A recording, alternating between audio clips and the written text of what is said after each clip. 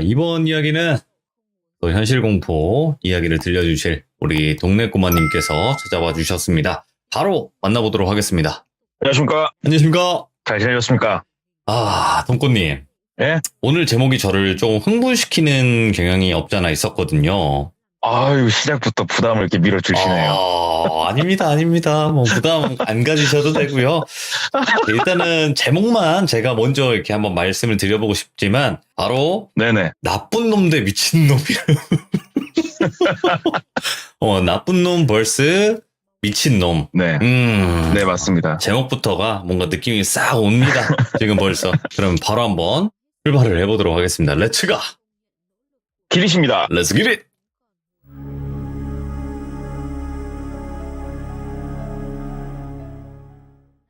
오늘 드릴 이야기는 중고차를 판매를 하는 저하고 또래 굉장히 친한 그분이 말씀을 해주셨어요. 그래서 이 얘기를 들으면서 저게 저렇게 되는 거구나. 그리고 많은 사람들이 어떤 나쁜 일을 당할 때 이래서 당하는구나. 여러 가지 것들을 조금 듣고 알게 되는 얘기여서 한번 가져와 봤는데 이 이야기 같은 경우에는 오래된 얘기 아니에요.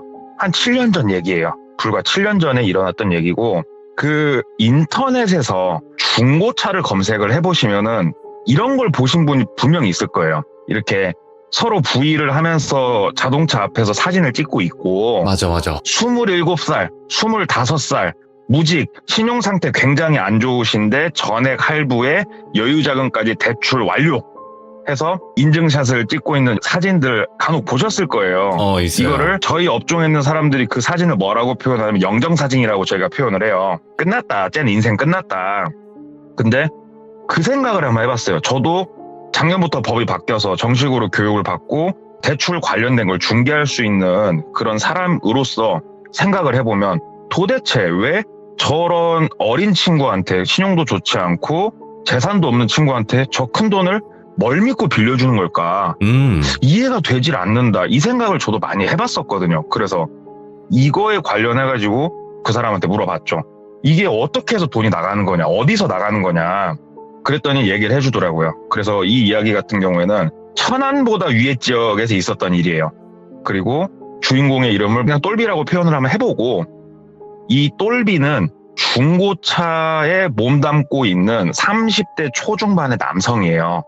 그리고 중고차 딜러라고 하면은 중고차 매매단지 안에는 상사들이 존재를 하고 그 상사 안에는 정식 사원증을 발급받은 중고차 딜러들이 존재를 하게 돼요. 근데 정식 사원증 없이 어느 정도 활동을 하시는 분들이 있어요. 이거는 잘못된 건데 네. 전문 용어로 낙가마라고 그래요. 그런 사람 보고. 낙가마? 동료 그래서, 아니에요? 예. 그러니까 낙가마라고 그래요. 그런 사람들 보고. 이것저것 한다고 해가지고. 근데 이런 분들이 어떻게 이거를 올리냐면은 BMW 5 시리즈를 한번 예로 들어볼게요. 예. BMW 5 시리즈 중고차고 연식도 얼마 안 지났고 상태도 좋고 키로수도 좋아요.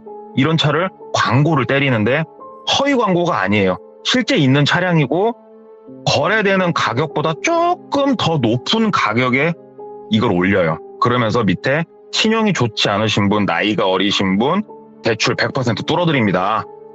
일단 상담을 받아보십시오. 이런 식으로 해가지고 광고를 올리고 블로그라든가 인터넷 작업도 꾸준히 해요. 그분들이.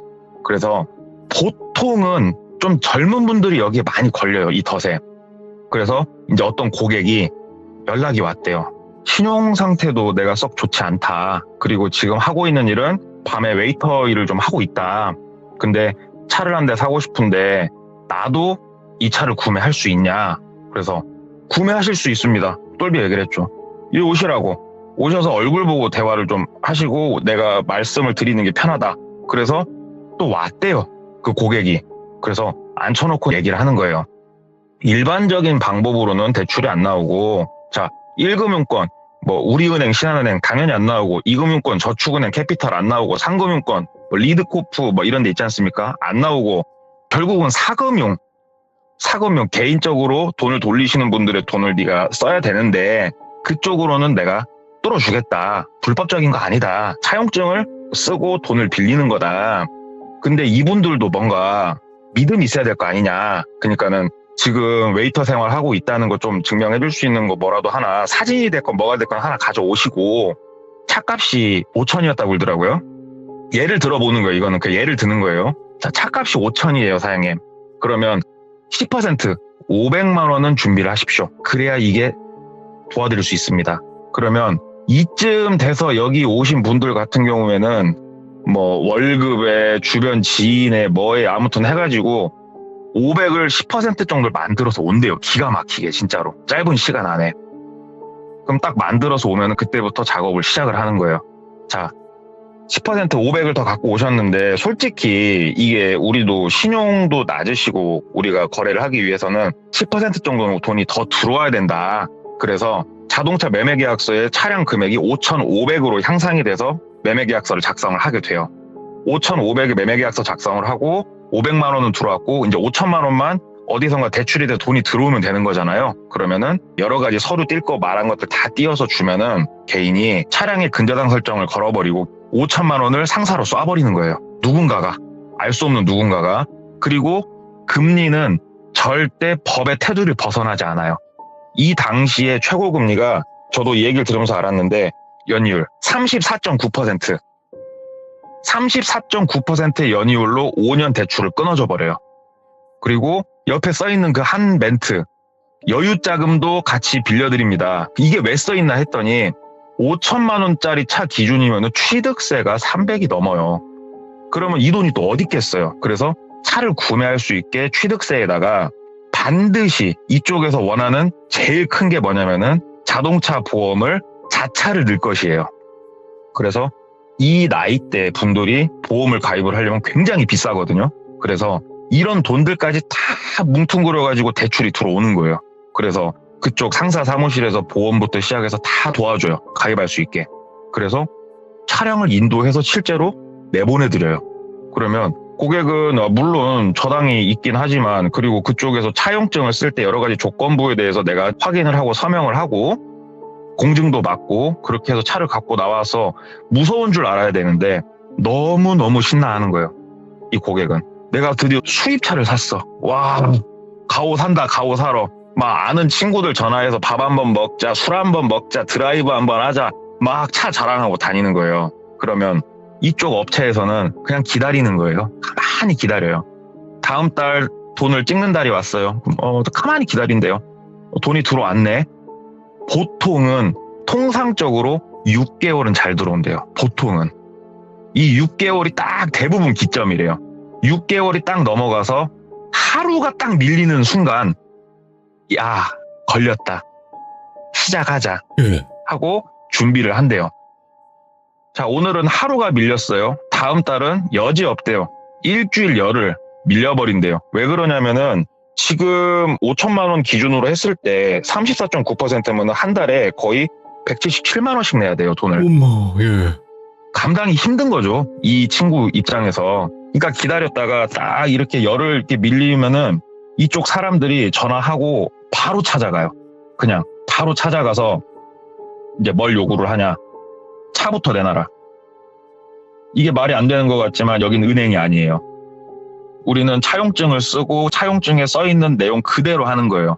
그래서 차를 빼들어 가겠다. 그럼 지금이라도 돈을 내놔라. 이렇게 해서 한 번 정도는 봐준대요. 그래도 여지없대요. 또 한두 달 잘 들어오다가 여전히 또 밀린대요. 그럼 바로 가서 차를 딱 빼들어 오면서 차용증에 써있는 내용 그대로 전액 상환을 해라 하고 요청이 들어가 버려요. 바로. 예. 그러면 이 젊은 친구 입장에서는 차도 뺏겼고 내라고 한 돈을 지금 내야 되는데 미치고 환장할 노릇이 벌어지는 거예요. 눈앞에서. 그리고 내가 지금 6개월을 돈을 찍었다고 해서 5천만 원이 팍 줄어있지가 않아요. 낸 돈은 진짜로 거의 뭐 900, 1000을 냈어도 실제로 원금이 까져있는 돈이 200이 안 까져 있거든요. 원리금 균등 상환 방식의 폐예요, 그게. 그러면 이 차를 또 본인들이 중고로 날린다. 그래서 날리면은 나는 5천을 주고 샀지만 중고로 날리는 거 막 3,800 말도 안 되는 가격에 날리거든요. 그러면은 졸지에 이 고객은 앉아가지고 빚이 어마어마해지는 거예요. 그냥 난 한 게 없는데 이거를 이제 노리고 그쪽에서 접근을 하는 거라 하더라고요. 그래서 이 고객이 거기에 잘 걸려 들어가지고 짧은 6개월이 좀 넘는 시간 안에 많은 돈을 회수를 하고 차까지 회수를 해버려요. 그래서 이제 박수를 치는 거죠. 아, 이번 건도 잘 했다. 서로 이제 박수를 치면서 축배를 딱 드는데 시간이 좀 지났죠. 한 몇 달 정도 지났는데 상사 사무실에 그 고객이 왔다는 거예요. 근데 네. 똘비는 거기에 이제 정식 소속은 아니지만 그쪽 사무실하고 연관관계가 있기 때문에 그 근처에서 이제 배회를 항상 하고 다니는데 깽판을 치고 있는 거예요. 그 고객이 와가지고 그 전화가 왔대요. 왜냐하면 똘비가 전화를 안 받았거든요. 하도 쌍욕을 해댔어갖고 고객이 갔대요. 본인도 화가 나가지고 갔대요.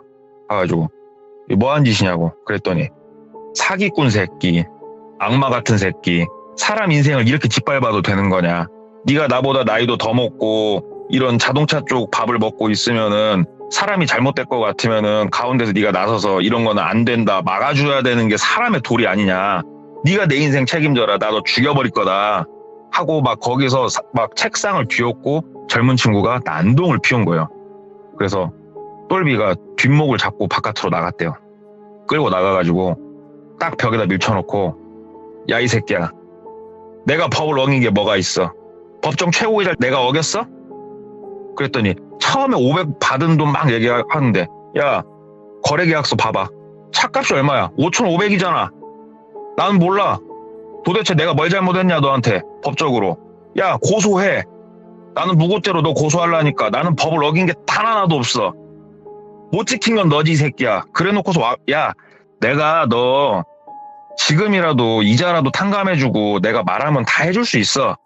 네가 와가지고 나한테 무릎을 꿇고 얘기했으면 내가 널 도와줬을 거야 이 새끼야. 근데 뭐 사기꾼? 나쁜 새끼?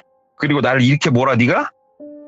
꺼져. 너는 인생이 멋대 봐야 넌 정신 차려. 너 같은 새끼들 하면서 막 윽박을 질러버린 거예요. 그러니까는 그 고객이 거기서 무릎을 꿇고 빌더래요. 살려주시라고. 나 이자만 좀 탕감해 주시라고. 원금은 내가 어떻게든 일해서 열심히 갚으려니까 이자 좀 탕감해 주시고 다시 내가 할부를 찍을 수 있게 도와주시라고 빌더래요.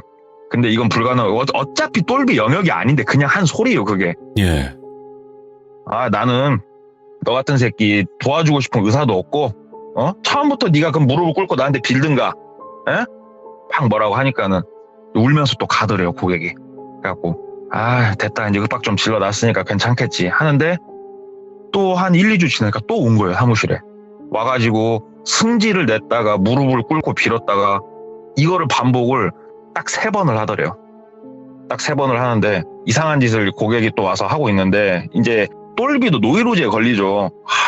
진짜 왜 미친놈 하나 나타나가지고 내 일을 못하게 이렇게 방해를 하나. 근데 그날도 이제 막 윽박을 질러가지고 보내려고 하는데 고객이 그러더래요. 나는 인생 갈 만큼 간 것 같고 내가 오늘 3번째 널 만나거든? 그러더래요 고객이. 네. 너 임마 쓰리아웃이야 이 새끼야. 너라고 편하게 살 것 같아? 너도 인생 멋대봐 이 새끼야. 하고 딱 돌아서서 나가더래요. 뭐 쟤도 갈 만큼 갔구나. 협박해라. 나는 법적으로 잘못한 게 1도 없다. 마음대로 해라. 그리고 시간이 좀 지난 거예요. 시간이 좀 지나서 똘비가 술도 한 잔 먹고 이렇게 다니는데 술을 한 잔 걸치고 집으로 슬렁슬렁 걸어가고 있었대요. 그때 이제 이 똘비 같은 경우는 결혼도 안 했었고 그냥 대부분 혼자 사는 남성들이 그렇듯이 그냥 원룸 생활을 하고 있었는데 술 먹고 천천히 걸어가는데 한 20m 앞에 스타렉스 한 대가 서 있더래요. 예. 스타렉스가 한 대 서 있는데 이제 많은 분들이 이런 생각을 하실 거예요. 사람이 납치라든가 이런 일을 당할 때 왜 당할까? 저 뻔히 눈앞에 험상궂은 남성들이 있고 이러면은 내가 무서워서라도 피할 텐데 왜 당할까? 이런 생각을 저도 했었거든요. 맞아요. 근데 사람이 이런 불안감을 한 번에 내려놓게 만들 수 있는 마법이 하나가 있대요.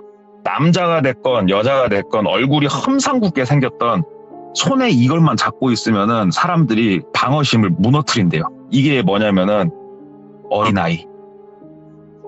아무리 인상이 더럽게 생겼어도 아이를 진짜 5살, 6살짜리 애를 손을 잡고 걸어가면서 딸, 아들 집에 가서 뭐 먹을까 하고 걸어가고 있으면 사람들이 방심을 하죠. 저건 가족 있는 사람이니까 정상적인 사람이구나. 다 이렇게 생각을 한대요. 그래서 똘비도 본인이 하고 다니는 일이 어디서 진짜 칼 맞아 죽어도 이상하지 않을 일이니까 본인도 이제 사실은 어느 정도는 쩔리면서 인생을 살고 있는 사람인데 걸어가고 있는데 20m 앞쯤에 딱 스타렉스 한 대가 있는데 이게 사실 뭐 이상한 건 아니잖아요. 스타렉스가. 그렇죠. 그럼 승합차가. 운전석에서 여성분이 한 분 내리시더래요. 여성분이 한 분 내리시더니 보조석 문을 열고 아이를 엄마가 가슴팍에 애기 안고 편하게 있을 수 있게 띠로 묶어주는 거 있잖아요. 그걸 막 채우더래요. 그래서 어디 일 갔다가 애기 데리고 들어가는 길인가 보다 하고 쪼벅쪼벅 걸어가고 있는데 거의 그 스타렉스에 다다랐을 때 그 여성분이 말을 걸더래요. 저기 사장님 그러더래요. 그래서 그러니까 정말 죄송한데 제가 애기도 안고 있고 하는데 차에서 박스 하나만 좀 빼야 되거든요. 근데 박스가 차 제일 뒤쪽에 밀려 있어서 근데 진짜 죄송한데 애기 때문에 그러는데 박스만 좀 앞쪽으로 좀 밀어주시면 안 되냐고 부탁을 하더래요. 근데 보니까 그 여성분도 나이가 한 30 후반 40 초반 정도로 보이는데 애기도 안고 있고 빼빼 말라가지고 힘도 없어 보이고 그래서 뭐 힘든 것도 아니고 뭐 열어보셔 해가지고 이제 스타렉스 뒤에 벤이거든요. 벤. 네. 뒤를 딱 열고 봤더니 저 제일 안쪽에 박스 하나 있더래요. 그래서 저것만 앞쪽으로 빼주면 되는 거냐고. 진짜 고맙다고. 저것만 좀 앞쪽으로 밀어주시라고. 그래서 알았다고 그러고 이제 그 안으로 들어간 거죠. 똘비가. 딱 들어가가지고 박스 주술 만큼 딱 들어가니까 바깥에서 문을 닫아버리더래요. 그냥. 딱 닫는데 이게 벤 차량이다 보니까 운전석하고 뒤쪽은 완전히 쇠로 격벽이 쳐져 있고 창문도 다 막혀 있대요. 그냥. 근데 이게 튜닝을 한지 뭘 한지 모르겠는데 자기가 발로 차고 별짓을 다 해봤는데 이게 뚫려지지가 않는데요. 문도 안 열리고. 그러니까 사람을 스타렉스에 납치를 할 때 남성 여러 명이 달라붙어갖고 갑자기 막 들어서 납치를 하는 게 아니고 본인 발로 그 차에 탈 수 있게 상황을 만든다고 그러더라고요. 그래서 딱 스타렉스에 타가지고 본인은 갇히고 얼마 안 있다가 차가 시동을 걸고 딱 출발을 하더래요. 근데 일단은 운전석 쪽은 가려서 안 보인대요. 근데 이제 뒤에서 똘비도 바보가 아닌 이상 본인이 위협을 바로 이건 감지를 하죠. 발로 있는 힘껏 막 옆에 발로 차고 막 때려 부시고 나가려고. 근데 안 부서지더래요. 그러는데 정신이 몽롱해지더래요. 그래서 제가 들은 얘기로는 그 수면가스 이런 걸 쓰지 않았나 이런 생각이 들었다고 그러더라고요. 그러지 않고서야 본인이 그 상황에서 몽롱해질 리가 없는데 그래가지고 잠이 들었다고 이제 표현을 그렇게 하던데 잠이 들었다가 눈을 뜨니까 스타렉스 그 뒤에 벤 차량이니까 바닥이 평평하잖아요. 그냥 본인이 거기에 누워있더래요. 딱 누워있고 사지가 큰 대자로 딱 벌려가지고 묶여있더래요. 본인이. 근데 짱짱하게 묶여있는 거 어정쩡하게 묶여있는데 그 본인 손등에 링거가 하나 꽂혀있더래요. 일어났을 때 상황은 그거였다고 그러더라고요. 예. 그리고 앞에 고객이 쭈그려 앉아 있더래요. 그 고객이. 그래가지고 고객을 보는데 이제 느낌이 쎄하죠. 약간 정신도 약간 비몽사몽하고. 그래갖고 야 이 새끼야 장난치냐? 야 안 끌러?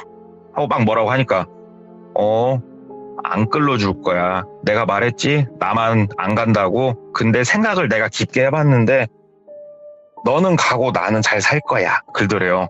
그러더니 그 링거를 하나 손등에다 박아놨다고 했잖아요. 거기다가 첫 번째 주사약을 넣더래요. 첫 번째 주사약을 넣으니까 눈앞이 광명이 이르는 느낌이 나더래요. 진짜 온몸에 힘이 솟구쳐 오르고 어마어마한 자신감과 이런 게 확 치밀어 오르더래요. 진짜 이걸 맞는데 처음 느껴보는 그런 느낌이 들더래요. 그리고 나서 2, 3분 있다가 어떠한 약을 하나를 더 놓더래요. 거기다가. 이 약이 들어오고 나서 1분이 채 안 됐을 때 똘비는 어떤 상태가 딱 됐냐면은 숨을 쉬기도 힘들고 몸을 거의 움직일 수가 없는 상태가 됐대요. 나중에 이게 뭔가를 본인도 다 알게 됐는데 제가 약품명까지 들었는데 이거는 절대 얘기해서는 안 될 것 같고 이건 전문인들만 구할 수 있는 약품인데 근이완제예요. 오. 근육의 수축을 막아주는 그런 약이에요. 그래서 이게 사람이 호흡을 한다는 거는 그 늑골과 횡격막이 위아래로 수축과 이완을 하면서 우리가 호흡을 하는 건데 이것도 근육이 도와줘야 되는 거거든요. 그래서 적정량의 약을 주사를 하게 되면은 사람이 몸을 움직일 수가 없는 거예요. 호흡을 하기도 힘들어지고 그러기 때문에 말하기도 힘들어진대요. 비명을 지르고 싶어도 비명을 한번 질러보세요. 악 하고 비명을 지르려면 배에 힘이 빡 들어갈 거예요. 예. 결국은 근육이 받쳐줘야 우리가 비명도 지르고 말도 하는 거거든요. 근데 목소리 자체가 잘 안 나와지더래요. 근데 첫 번째 논 약이 뭐고 이거를 고객이 앉아갖고 말을 하더래요. 이제부터 너는 기절을 하고 싶어도 못 할 거야. 그러더래요. 첫 번째 논 약이 뭐였냐면은 아주 강력한 나쁜 약을 이용해서 각성 상태로 만드는 거더라고요, 사람을. 그러니까 기절을 할 수 없게 만들고 다른 약을 이용해서 몸을 움직일 수 없게 만들더라고요, 사람을. 그리고 나서 거기서 뭔 행위를 하기 시작을 했냐면은 본인은 눈을 멀뚱멀뚱 뜨고 있고 소리도 다 들리고 느낌도 다 나는데 몸을 못 움직일 뿐이에요, 그냥. 일단은 발치를 시작을 했다고 그러더라고요. 2개 정도 발치를 하고 그 다음에 했던 거는 손톱을 빼기 시작했다고 그러더라고요. 와. 근데 이게 비명 소리도 지를 수가 없대요. 느낌만 내가 온전히 거의 느껴지는데 몸을 거의 움직일 수가 없대요. 이게 차라리 기절이라도 하면 좋겠는데 기절을 왜 못하게 했는지 알겠더래요. 근데 이게 정확히 얘기하면 고문이잖아요, 사람을. 진짜 못 살게 구는 거잖아요. 근데 나중에 이 사람도 시간이 지나고 생각을 하면서 알게 된 거죠. 예. 본인을 죽일 의사는 없어 보이더래요. 1도. 진짜 어디 영화에서 보고 사람이 그냥 생각하는 그런 잔인한 행위를 자기한테 막 가할 뿐이지 나를 죽이고자 하는 의사는 1도 보이지가 않더래요. 칼로 막 뭘 한다든가 크게 이런 의사는 1도 안 보이더래요. 근데 본인은 이제 목소리도 내기 힘들고 이 느낌을 온전하게 느끼고 있었다고 그러더라고요. 진짜 너무너무 기절을 하고 싶은데 기절이 안 되더래요. 느낌은 너무너무 생생하게 몸에 다 나고. 그런데 이 똘비가 중고차를 이용을 해서 이런 나쁜 일을 함에도 불구하고 조상님들이 덕을 많이 쌓으셨나 보더라고요. 진짜로. 자기가 진짜로 시간이 길게 늘어지는 것 같은 그 상황 속에서, 고통의 시간 속에서 갑자기 바깥에서 스타렉스를 통통통통통 두들기더래요. 나와보세요 하면서 두들기더래요, 스타렉스를. 그랬더니 고객이 그 잔인한 행위를 하다 말고 멈추더래요. 탁 멈추고 총 있더래요. 그러니까는 안에 사람 있는 거 아니까 나오세요. 바깥에서 긁더래요. 안 열었대요. 그랬더니 그 문짝을 빠루 같은 걸 이용을 해가지고 바깥에서 막 이렇게 밀어 뜯는 그런 소리가 나기 시작을 하더래요. 앞좌석 막 들어가서 뭐 하고. 그래가지고 결국 문이 열렸는데 바깥에 서 계신 분들이 누구였냐면은 한 6, 7명이 되는 경찰들이 바깥에 서 있더래요. 이게 진짜로 덕을 쌓았다고 밖에 말을 못 하겠는 게 이 스타렉스에 처음에 똘비가 납치가 돼가지고 이 고객이 운전대를 잡고 운전을 해서 교외에 진짜 한적한 곳으로 이동을 한 거였거든요. 근데 안에서 똘비가 이제 몸부림을 치기 시작했죠. 발로 여기저기 차고 본인이 잠들기 전에. 근데 그러다 보니까 스타렉스가 흔들흔들 하면서 가고 있는 거예요. 막. 근데 이거를 퇴근하던 경관분이 보신 거예요. 와, 대박이다. 그래서 오. 저 차 상태가 좀 이상한데 해서 이 경관분도 차 남바 조회를 지금 일하고 있는 당직자한테 부탁을 한 거예요. 저거 조회 한번 해봐라. 근데 남바가 없는 남바가 뜨는 거예요. 그러니까 이 번호판도 가짜 번호판이요, 다. 그래서 이거를 지금 본인은 퇴근한 상태고 혼자라서 어떻게 할 수가 없고 일단은 요청을 한 거죠. 이리로 와라. 내가 일단은 쟤를 따라갈 테니까 빨리빨리 출동을 해라. 그래가지고 스타렉스가 이제 어느 지역에 멈추고 그 다음에 경찰들이 어느 정도 모일 때까지 기다렸다가 오신 거더라고요. 그분들이. 딱 현장을 제대로 잡으려고. 그래서 문이 열렸는데 고개도 못 돌리고 눈동자도 잘 안 돌아간대요. 근데 이제 대화 소리는 들리니까 아, 경찰이 왔구나. 살았구나. 그래가지고 거기서 똘비가 병원으로 실려가고 그 고객은 연행이 돼갔다고 그러더라고요. 그래서 그 차 안에 있는 이런 거 저런 거 이제 경찰분들도 조사를 하시고 어느 정도 나온 게 뭐였냐면 결국은 이 고객이 본인이 이런 모진 일을 겪으니까 그 생각을 했다고 그러더라고요. 우리가 이제 그런 말 하지 않습니까? 내가 장기라도 팔아서 갚을게. 아. 이런 말을 하죠. 그래서 본인의 콩팥을 떼서라도 이거를 해방되고 싶었었나 보더라고요. 그 고객분께서. 그 정도로 고통의 시간이죠. 그래서 그쪽을 막 알아보기 시작을 했대요. 한 큐에 끝내자. 막 알아보기 시작을 하는데 이게 쉽게 접할 수는 없다고 그러더라고요. 우리가 이렇게 인터넷이나 이런 거 보면은 뭐 어디 뭐 터미널에 뭐가 써있네 어쩌네 그러는데 이게 생각보다 쉽지는 않다고 그러더라고요. 근데 목마른 자가 우물을 판다고 그렇게 열심히 뒤지고 다녔더니 그런 일을 하시는 업체하고 컨택이 된 건데 얼굴을 대면을 한 적이 없대요. 일단은. 근데 이게 내가 콩팥을 빼겠소. 이거 나 마취하고 배 열어서 빼가쇼. 이렇게 할 수 있는 그런 게 아니잖아요. 본인이 생각하는 것보다 시간도 길고 복잡하더래요, 이게. 그런데 이쪽 업체에서 이제 또 이 고객도 막 얘기를 했을 거 아니에요, 자기 상황을. 그랬더니 그러면 네가 필요한 돈이 지금 얼마냐. 그랬을 때 차도 뺏겼고 나머지 돈 뭐 더하기 빼기 해봤을 때 한 1200인가 300인가를 또 내야 되는 상황이었거든요, 이 고객이. 이 정도 액수가 일단은 필요한데 복수도 너무 하고 싶다. 그러니까는 그쪽에서 그러면은 너는 굳이 네 장기를 뺄 이유는 없지 않냐. 그러면은 똘비 거를 네가 가져올 수 있겠냐 얘기를 하더래요. 그래서 이게 뭐냐 그랬더니 아니 말 그대로다. 다만 일이 중간에서 잘못됐을 때 모든 책임은 네가 지는 건데 해볼 의향 있냐. 그래서 본인은 얼굴 한번 보지 않고 해보겠다. 그래서 또 없는 형편에 어디서 빌려가지고 300만 원을 또 그쪽에 송금을 하고 그랬더니 진짜로 스타렉스랑 그 나쁜 약과 주사약들 있잖아요. 그거 보고 레시피라고 얘기를 한다고 그러더라고요. 레시피를 다 알려줬대요. 레시피를 다 알려주고 그 한적한 곳에서 네가 하고 싶은 행위는 다 해라. 다만 장기가 다쳐서는 안 되고 죽어서도 안 된다. 네가 이걸 어기면은 네가 대신 그 자리를 채워야 된다. 그래서 고객이 죽일 생각이 1도 없어 보였던 거더라고요.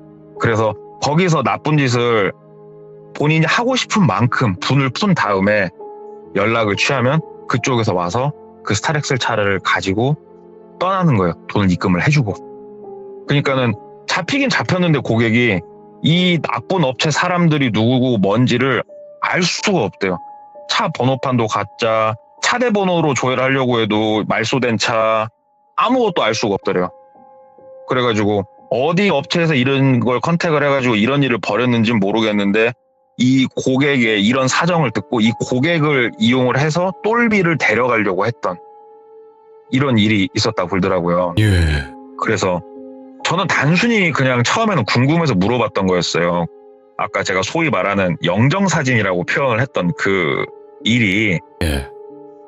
어떻게 해서 돈이 이루어지냐를 물어봤었는데 이 중고차는 그 사람이 이 들은 얘기가 분명히 있다고 그러더라고요. 자기가 안 네네. 돼요. 그 똘비를 직접적으로.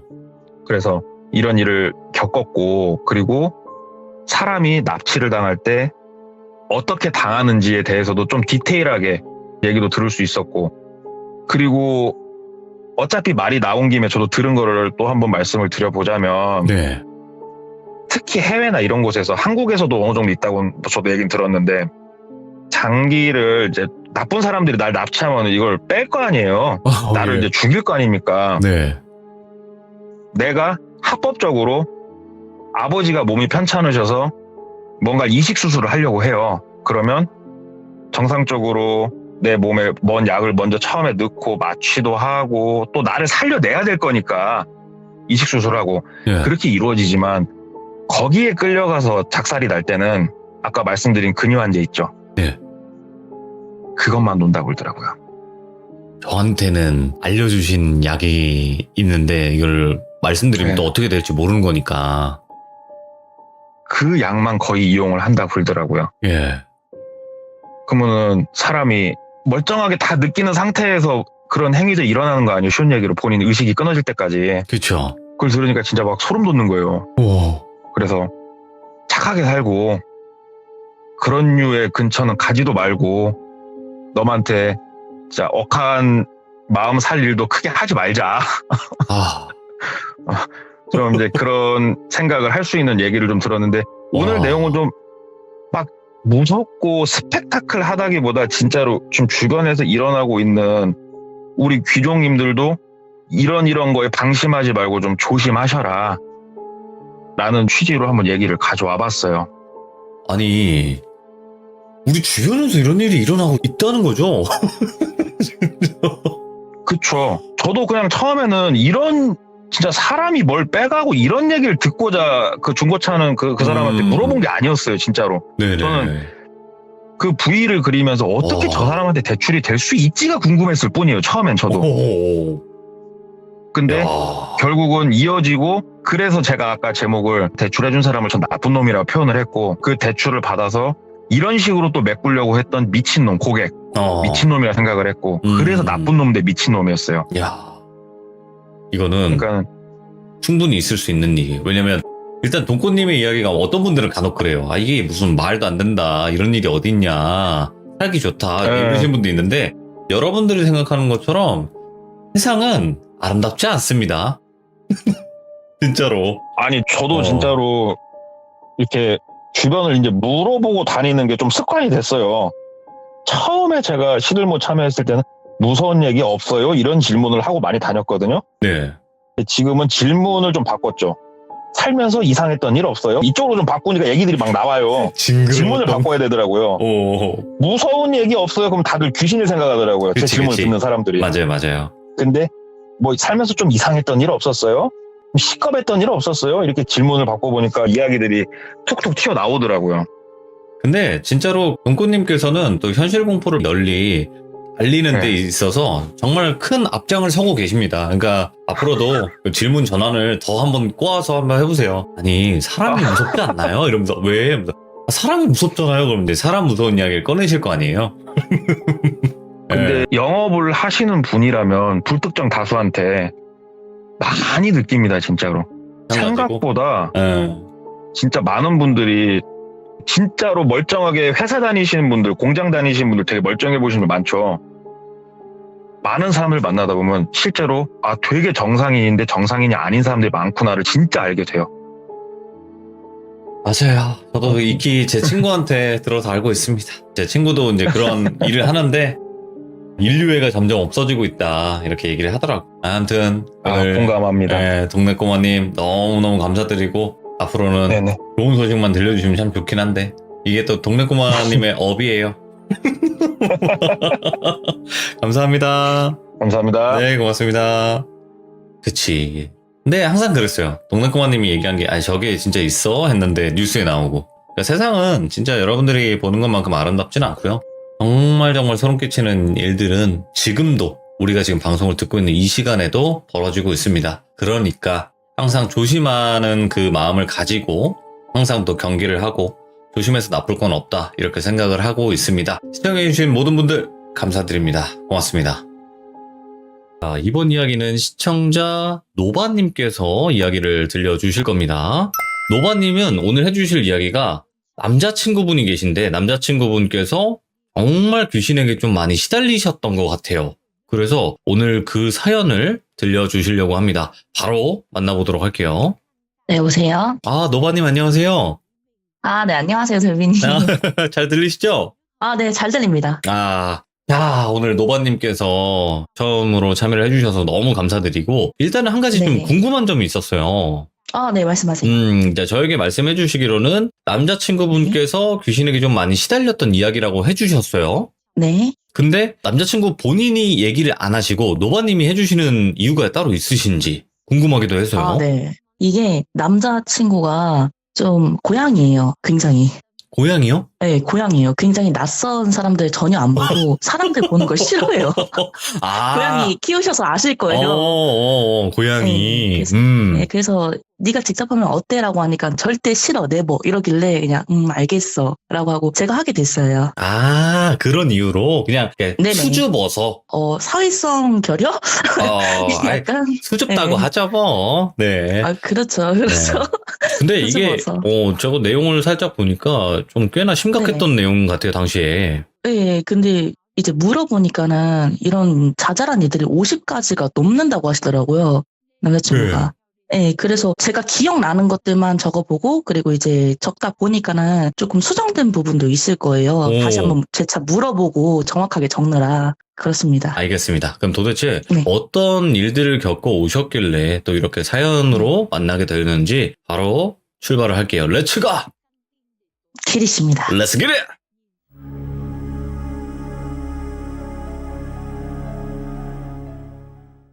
일단 이야기 주제 중에 남편이 귀신에게 시달렸던 이야기부터 이제 시작을 해보자면 저는 일단 무서운 이야기의 남편이 될 분이에요 이제.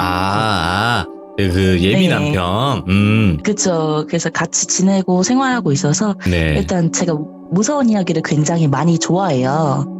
그러다 보니까 저같이 무서운 이야기를 좋아하는 분들은 주변 지인들에게 물어보잖아요, 많이들. 그래서 저도 항상 물어봤던 편이었는데 이 이야기가 지금 남편이랑 저랑 생남남이었을 때 그때 저희를 이어준 부부까지 연을 이어주게 된 이야기고요. 일단 보통 귀신에게 시달린다고 하면은 예를 들어 소리라던가 검은 현상, 뭐 작다면 작은 이런 현상부터 경험을 하잖아요. 그래서 그게 큰 현상으로 번진다고 저는 알고 있어요. 근데 특이하게도 제 남편이 그게 아니었거든요. 그러니까 남편이 처음 귀신을 접하게 된 연이 이게 빙의였어요. 본인 자체가 아예 빙의가 됐던 건데 이 이야기의 시작이 남편의 집은 일단 어머니, 남동생 이렇게 세 가족이에요. 근데 어머니가 직업 때문에 조금 야간에 나가셔서 집이 항상 좀 비워져 있는 일이 많으셨대요. 그러다 보니까 이 피 끓는 청춘들이 학교 후 뭐 시간이 남아돌 때 한 번씩 들리고 심심하면 들리고 뭐 이런 생활을 반복하다 보니까 이게 친구들 사이에서 흔히 말하는 아지트가 집에 형성이 됐어요. 네네.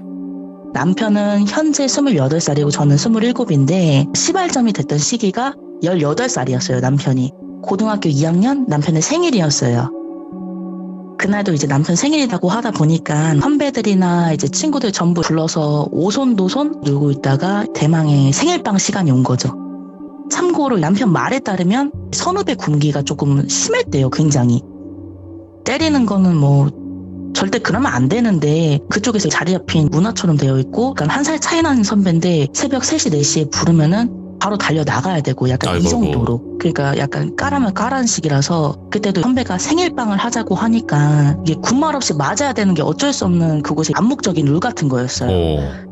근데 남편이 또 사람이 순진해서 싫은 건 표정에 딱 그냥 비춰버리는 거예요. 그래서 그때도 너무 싫어서 본인도 모르게 표정이 확 굳어졌는데 이게 친한 선배가 그러면 우리가 10분을 줄 테니까 너가 한번 숨어봐라. 그리고 우리가 널 찾으면 그땐 군말 없이 맞아라. 라고 이야기가 된 거예요. 그래서 남편 입장에서는 솔직히 억울스럽게 맞는 것보다 남는 장사라고 생각해서 당연히 그 제의를 받아들였대요. 그래서 이제 정해진 10분이라는 시간 동안 남편을 숨기 위해서 집을 나오자마자 왜 시골 쪽에는 산이 굉장히 많잖아요.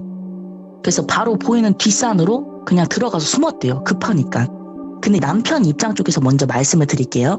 남편 시점에서는 숨었을 때까지만 기억이 나고 바로 그 이후부터는 블랙아웃이 되었대요. 그러니까 이게 정신을 차렸을 땐 어떤 아픔 때문에 일어났대요, 본인이. 그래서 그 아픔 때문에 눈을 떠보니까 친구들 한 명이 막 팔 잡고 있고 양쪽 다 잡고 있고 막 뺨을 엄청 때리고 있었대요, 친구들이. 그래서 남편은 정신을 차리자마자 이제 풀스윙으로 막 뺨을 때리니까 그만하라고 소리를 막 쳤대요, 아프다고. 근데 친구들이 약간 알 수 없는 말을 하는 거예요, 남편 보고. 너 땡땡이 맞냐? 너 땡땡이 맞냐고? 하면서 막 소리를 지르더래요. 그래서 막 화를 내면서 뭔 소리냐? 나 맞다고. 나 땡땡이 맞다. 그만 맞고 싶어서 막 소리를 더 질렀는데 친구들이 야, 이 새끼 아닌 것 같아. 덮해. 이러고 더 때리고 상황이 종료됐대요. 그러고 나서. 대체 뭔 일이 있었길래? 그쵸. 그래서 이게 저도 남편한테도 듣고 그 남편 친구분한테도 연락해서 물어봤는데 그분 말로는 10분이 지난 뒤에 이제 친구들이 남편을 찾으러 바로 나갔대요. 근데 남편이 핸드폰이랑 그리고 지갑이라던가 이런 것들을 다 두고 나갔으니까 바로 찾으면 다행인데 10분, 20분, 30분을 찾아도 보이지가 않는 거예요. 그러니까 걱정이 너무 되기 시작하면서 야 이거 경찰에 신고해야 되는 거 아니냐라는 이야기가 나올 때쯤 어디서 큰 비명소리? 약간 절규 소리가 들렸대요. 근데 그게 여자 목소리로 들렸다고 하는 거예요. 근데 딱 본능적으로 야 저쪽에서 무슨 일이 있는데 이 땡땡이랑 관련된 것 같다 해갖고 뛰어갔대요, 다 같이. 근데 뛰어갔는데 소리를 따라서 간 쪽이 산 정상쯤이었대요. 근데 다행히 남편이 딱 보이길래 친구들은 안심을 하고 야 땡땡땡아 다행이다 여기 있었구나 가자라고 이제 팔을 딱 잡는데 뭔가 남편이 많이 이상한 거예요. 이게 느낌이 남편이 아니었대요, 친구들 말로는. 막 행색 자체가 신발 한 짝은 어디에 던져두고 막 양팔은 나뭇가지에 긁혀서 막 상처 엄청 많이 생기고 피가 나고 있고 근데 얘가 친구들을 오면은 친구들을 봐야 되는데 그냥 컴컴한 숲속 허공 어디를 보면서 계속 중얼중얼 거렸대요. 그래서 한 친구가 남편의 팔을 잡아서 끌면서 가자고 했대요. 무서우니까. 그때 남편이 이제 확 그 친구를 째려보면서 그 뒤에 있던 친구들 하나하나를 노려보더니 그 잡은 손을 막 확 뿌리치면서 만지지 마 더러워! 라고 소리를 질렀대요. 근데 갑자기 소리 지르니까 이것도 너무 당혹스러운데 더 무서웠던 게 남편의 목소리가 아니었대요. 이게 모습은 남편인데 목소리가 여자 목소리가 났대요. 막 더럽다고 다 죽여버릴 거라고 니네 다 죽여버릴 거야 막 이렇게 여자 목소리로 소리를 막 지르니까는 다들 놀래서 그 자리에 얼음이 된 거예요. 그 수많은 남자들이. 근데 그 중에 한 친구가 아 홀렸구나 이 말을 전해준 오빠는 아 홀렸구나라고 생각을 한 게 왜 이렇게 생각을 했냐면 그 산에 여성분이 나쁜 놈들에게 몹쓸 짓을 당하시고 이제 생을 마감하게 된 숲이었대요 거기가. 그래서 그 동네에선 좀 논란거리가 됐던 이야기라 어쨌든 남편은 이제 여자 목소리로 소리를 막 지르면서 죽이겠다 막 더럽다라며 소리를 막 지르니까는 한 친구가 저벅저벅 남편 앞으로 걸어갔대요. 그러더니 진짜 뺨을 진짜 죽으라는 듯이 풀쏘기로 쫙 갈겼대요. 너무 세게 때려서 애 목이 돌아갔대요 그냥. 그러더니 야 이 새끼 잡아 이러면서 친구들한테 지휘를 내린 거예요. 그래서 놀라서 이제 친구들은 어벙이하고 있다가 그 친구 지휘를 듣고 정신을 차린 거죠. 그래서 친구들 5이 달려들어서 막 남편을 때린 거죠. 그때부터 뺨을. 남편이 일어났는데 너 땡땡이냐고 맞냐고 물었던 게 그거였던 거예요. 그 여자가 아니라 네가 맞냐고. 예. 그리고 남편은 온전한 정신으로 대답을 했는데 그게 아닌 것 같다고 친구들이 추가 폭행을 더 하고 나서 풀려났잖아요. 이건 남편 친구들의 이야기를 듣고 제보를 하게 된 거고 남편 귀신 스토리는 여기서부터 시작이에요. 그러니까 본인도 모르게 빙의가 됐었던 이야기부터 시작이 돼버리네요. 네, 검은 현상을 보거나 소리를 들은 적이 그 전에는 단 한 번도 없었대요. 근데 이제 이어서 이야기를 해본다면 남편 집이 귀신의 집으로 불렸대요. 친구들 사이에서. 근데 이게 전 집은 괜찮았는데 이사를 가게 된 그 집이 귀신의 집이었어요. 그 집이 단독 주택인데 남편은 1층에 살았고 주인집이 2층이었어요. 근데 그 단독 주택이 사방면이 더 높은 건물에 이제 둘러싸여서 햇빛 전혀 안 들어오는 건물 있잖아요. 그런 건물이었다고 해요. 그래서 그날 그 집으로 이사가는 첫날이었대요. 그날이. 한여름이었고 이삿짐을 막 옮기고 있었대요. 근데 짐을 다 가족끼리 일일이 옮기고 어머니는 장을 보러 잠시 나가시고 한여름에 짐을 옮기니까 흘린 땀을 씻기 위해서 샤워를 하러 들어갔대요. 남편이. 근데 수건을 챙기고 딱 들어가려는데 화장실 바로 옆에 동생 방이었대요. 근데 동생이 컴퓨터 앞 의자에 앉아있는데 축 처진 채로 허리를 앞으로 다 접어서 양팔이 바닥에 질질 끌리는 자세 혹시 이제 상상이 되실까요? 예. 그 채로 의자를 빙글빙글 돌리고 있더래요. 근데 그걸 보고 남편은 솔직히 동생이니까 입은 옷하며 머리하며 풍채하며 동생이니까 별 신경 안 쓰고 너 뭐하냐? 더위 먹었냐? 이러면서 샤워하러 그대로 들어갔대요. 그러니까 옷을 다 벗고 물을 몸에 젖혔는데 밖에서 핸드폰이 막 울리는 거예요. 그래서 이제 남편이 동생아 형 폰 좀 가져와 라고 동생을 시켰대요. 근데 동생이 듣는 둥 마는 둥이 아무런 소리가 안 들리더래요. 들어간 지 1분도 안 됐는데. 근데 막 벨소리가 울리니까는 짜증나니까 얘가 가져오라고 몇 번을 막 소리 지르면서 말을 했대요. 그래서 얘가 자꾸 씹으니까 얘는 열이 받아서 더 빨리 씻은 다음에 동생 갈구로 딱 나왔는데 집에 동생이 없더래요. 근데 솔직히 나갈 수도 있잖아요. 씻고 있는데 동생이 나간 걸 수도 있으니까 처음에 본인은 그렇게 생각을 했대요. 그래서 막 욕을 하면서 동생을 기다리고 있었는데 어머니랑 장을 한 보따리 싸고 들어오셨대요. 얼마 안 있어서. 그리고 남편은 동생을 보자 막 갈구기 시작한 거죠. 너 왜 내 말 씹고 갖다 주지도 않냐 뭐 이런 식으로 갈궜겠죠. 네. 근데 동생이 왜 그러지? 이런 표정으로 내가 뭐? 이러면서 하니까 남편이 막 일방적으로 짜증을 내버리니까 갑자기 당한 사람 입장에서는 짜증나잖아요. 그분도. 그래서 결국 싸움으로 번진 거예요. 둘이. 막 싸우다 동생이 화가 나서 뭔 개소리야. 나 엄마랑 장 보고 있었는데. 그리고 짐 많으니까 형 보고 오라고 내가 전화한 거야. 내가. 뭔 소리야.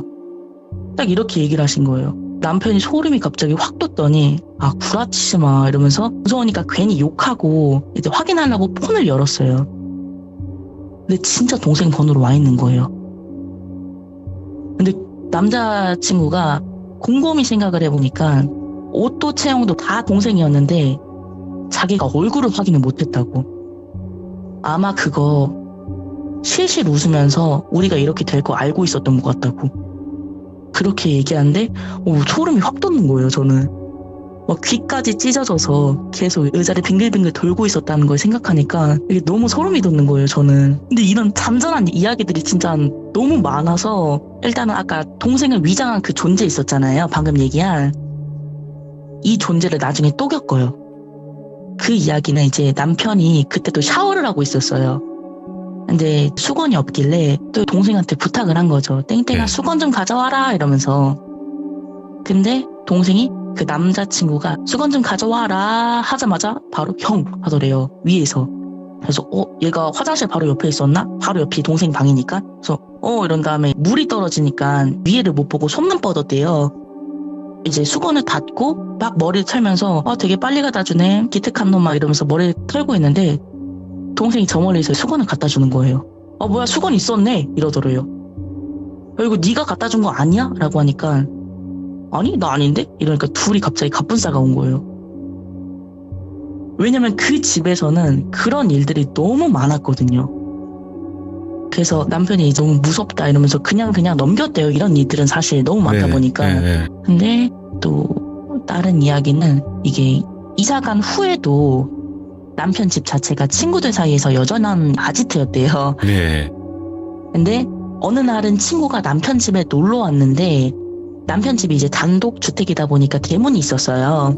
근데 그 대문을 열자마자 같이 온 친구 하나가 소리를 갑자기 으악 하더니 뒤로 그냥 자빠지더래요.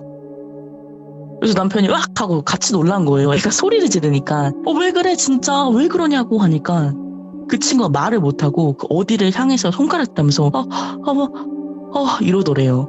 그래서 왜 그러냐고 왜 이러니까 뭐 있었어.